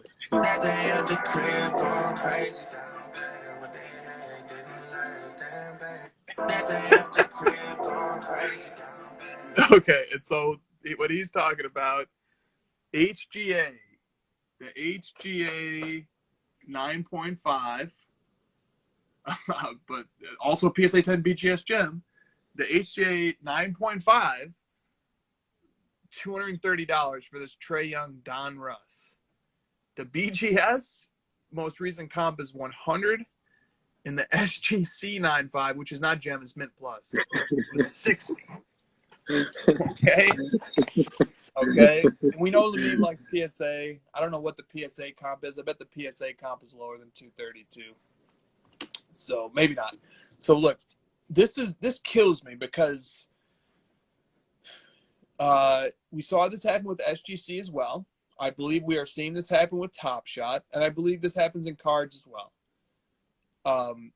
Everybody pushes for a headline, and they do something that is beyond belief. What basis does anybody have besides a pure, very high risk, very low probability speculation that HGA slabs ought to be worth more than 2 times the equivalent grade in a BGS slab? I mean, that's just, and we do this. We do, people paying, $100,000 for a hotshot moment. Are we supposed to believe these things? And if we do believe them, what are we supposed to? It just kills me because people want everything easy and quick. They want it fast. They don't want to build up a brand. Oh, maybe HGA comes in at 50% of BGS, and then it gets to 70%. Then it gets to 75, and they build a reputation. Their customer service is great, and people like their slabs, and they make improvements. They hire more graders. They develop integrity. They develop a reputation. And then a year or two goes by, and then maybe it's on par. What is that? Why is that so ridiculous? People don't buy blank because they're good investments. They're good investments because people like blank. There you go. You're right, man. You're preaching. What happened to everyone's just trying to make a buck, man. That's the bottom line. They're just trying to make a buck, whether it's through a new grading company or it's a star date card or it's a Trey Young rookie or it's whatever. Nobody cares about the actual card in most instances. And the ones that actually do care about the cards, those are the ones that hold the true value, and those are the ones that sustain things over long periods of time. Everything else, good luck. Yeah. All right. So, but anyway, wishing the best to HGA. I just wanted to comment on that because I'm not saying that's HGA's fault, but I just think that that's silly. I think that's really silly. And, not a fan of that marketing technique. Venezuelan League sticker says, developer here, would love to hear Josh talk through the card letter tech stack if you all don't mind sharing. Nice. Huh? Nice. Do you want to share the tech stack? I don't even know what the hell the tech stack is. The tech stack is JavaScript on the website and React Native on the app. Okay. Venezuelan, if you listened for 2.5 hours, you got your answer. You got a 10-second answer there. Junk Slabs wants to know, what is your favorite eBay descriptor? PSA 10 ? Invest, undergraded, looks better, just graded, regrade, rare, eBay 1 of 1, or emojis of charts and fire? The most annoyed I've ever been in the history of cards. I have to tell this story. It's so funny. I never told you this. Someone posted I'll never forget this. He posted like a LeBron card that I wanted, and it was serial numbered like 37 out of 149. Just meant absolutely nothing, right? But he posted 1 of 1. And I just couldn't let it go. Like, my brain was like, nope, gotta message this fucking guy and have to figure out what makes this a 1 of 1. And I was like, it's not a jersey number. What makes it 1 of 1? And he's like, well, it's the only 37 out of 149. I was like, no, it doesn't work like that. There's 149 of them. This is just a random number. He's like, yeah, but it's the only one that's 37 out of 149. No, damn it, that's not a fucking thing. I just like kept messaging him like, no, you're deceiving the hobby. I won't stand for this, sir. Take your listing down. This is very unethical. I don't appreciate this. And he was like, bro, it's the only one. I'm leaving it as is. It's a 101. And I was so mad. I mean, dude, eBay 101 is a very, very dumb thing. That's my answer, though. Yeah. So eBay 101. For selfish reasons, I'm going with anybody who does not have a card that's been graded by the grading company that's in the title of the listing is a person that I hate. Full stop. If your card is raw and your listing title, those are easy for me to filter out. If your card is like a BGS 9.5, no, even better. Because I've even filtered those out. If your card's a PSA 10 and you include BGS 9.5 ? You are the type of person that irritates me to no end. Mine would be PSA 10 space ? Yeah. Like, no, that's not a thing. Yeah. Well, Yep. It might be a PSA 10. They're not sure. I don't get the emojis, because can you search an emoji, and like, do people search like what new fire emoji card has been listed today? Like, who searches that? Dirty Vegan says, how do you search for a fast break box and eliminate group breaks from the search? Well, you can put Dash. minus or dash break. That's a good start.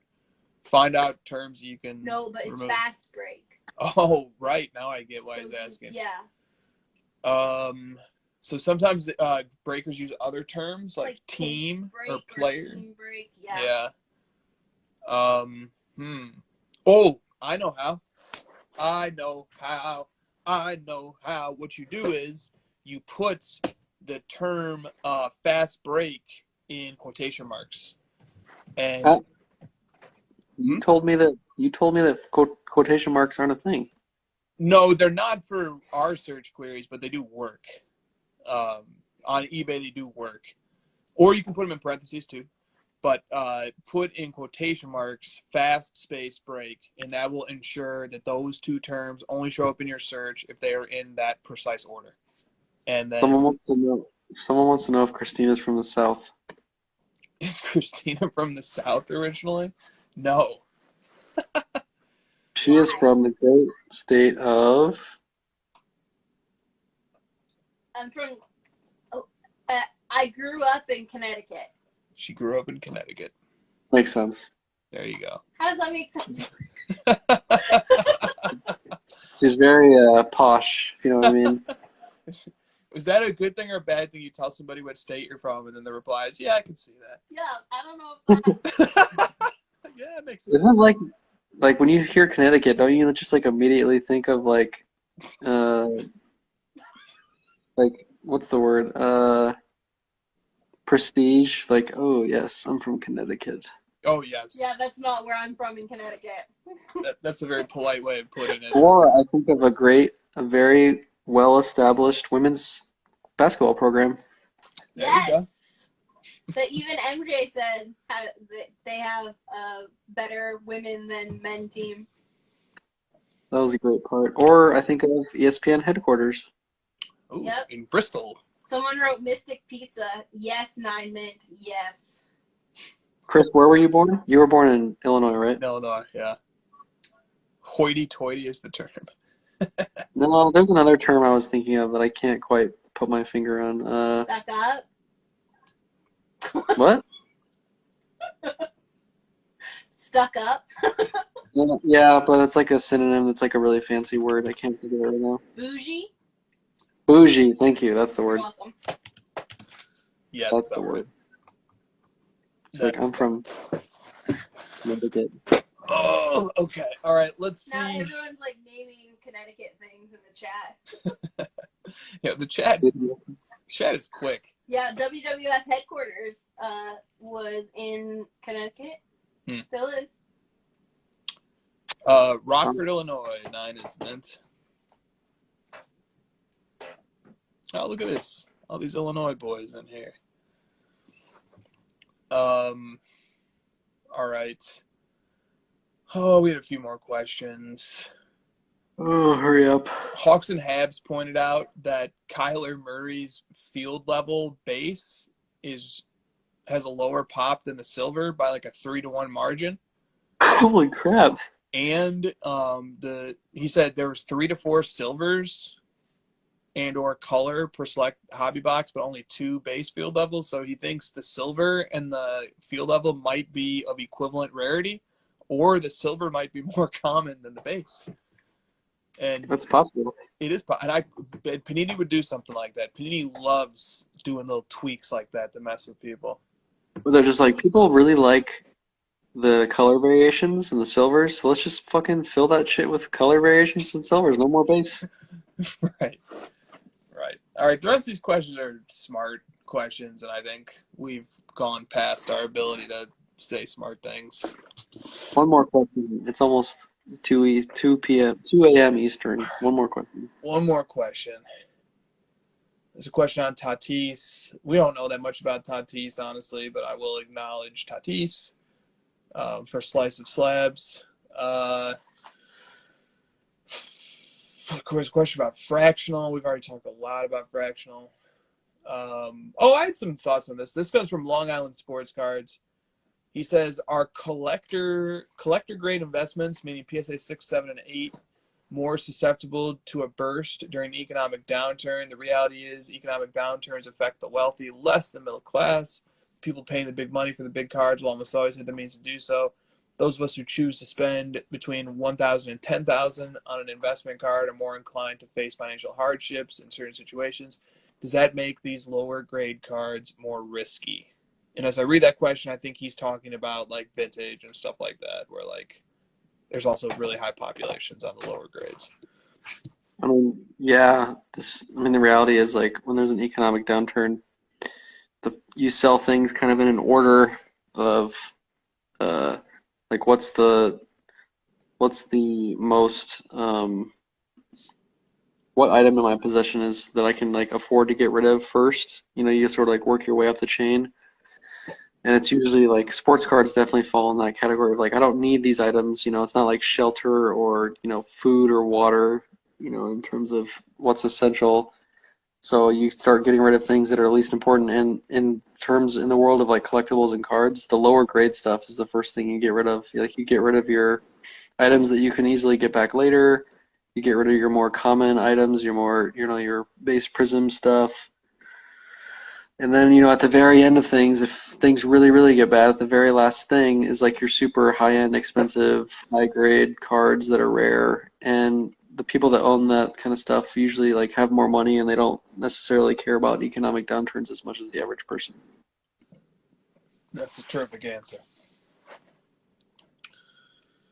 That's why I do the consolidation game, because I know that if shit hits the fan, the rare stuff will still be there. Yeah. Wow, too bad we saved that one for the end. I would have loved – yeah, we still have 90 people on this thing somehow, but I would have loved the 130 or so from earlier today to have heard that answer as well. All right. I think that's going to do it for us. Thank you guys for another great Friday already. Counting down the hours till next week. Did the Lakers end up winning? They did. Okay, awesome. Good. Happiness abounds. Anthony Davis is back. He had 35 points. Okay, he's very back. Good. All right. Well rested. He's well rested. LeBron plays every night, and AD just sort of plays when he feels like it. It was not supposed to go that way, I assure you. Sure. All right, guys. I would love to be a fly on the wall where LeBron is rolling his eyes like, seriously, I have to be the one to play every night? You get to rest? I'm the old one. Come on. That's what I'm saying. But you know what? LeBron is at the peak of his powers still. So if it's slowing him down at all, it doesn't seem to be the case to me. He's going for MVP, dude. He doesn't want to take any nights off. He wants MVP. Well, that is admirable. I think that sets a great example for everybody else in the league as well. You should always, play at that level and aim high. So I love to see it. Hope you're listening, Trey Young. All right. See you guys later. Imagine everything you love about the hobby in the palm of your hand. An entire store at your fingertips. Everything you need to know about cards is within your grasp. Unlock the secrets of the hobby. Plus, so much more. You don't have to imagine anymore. It's here. Card Ladder. Get the app today.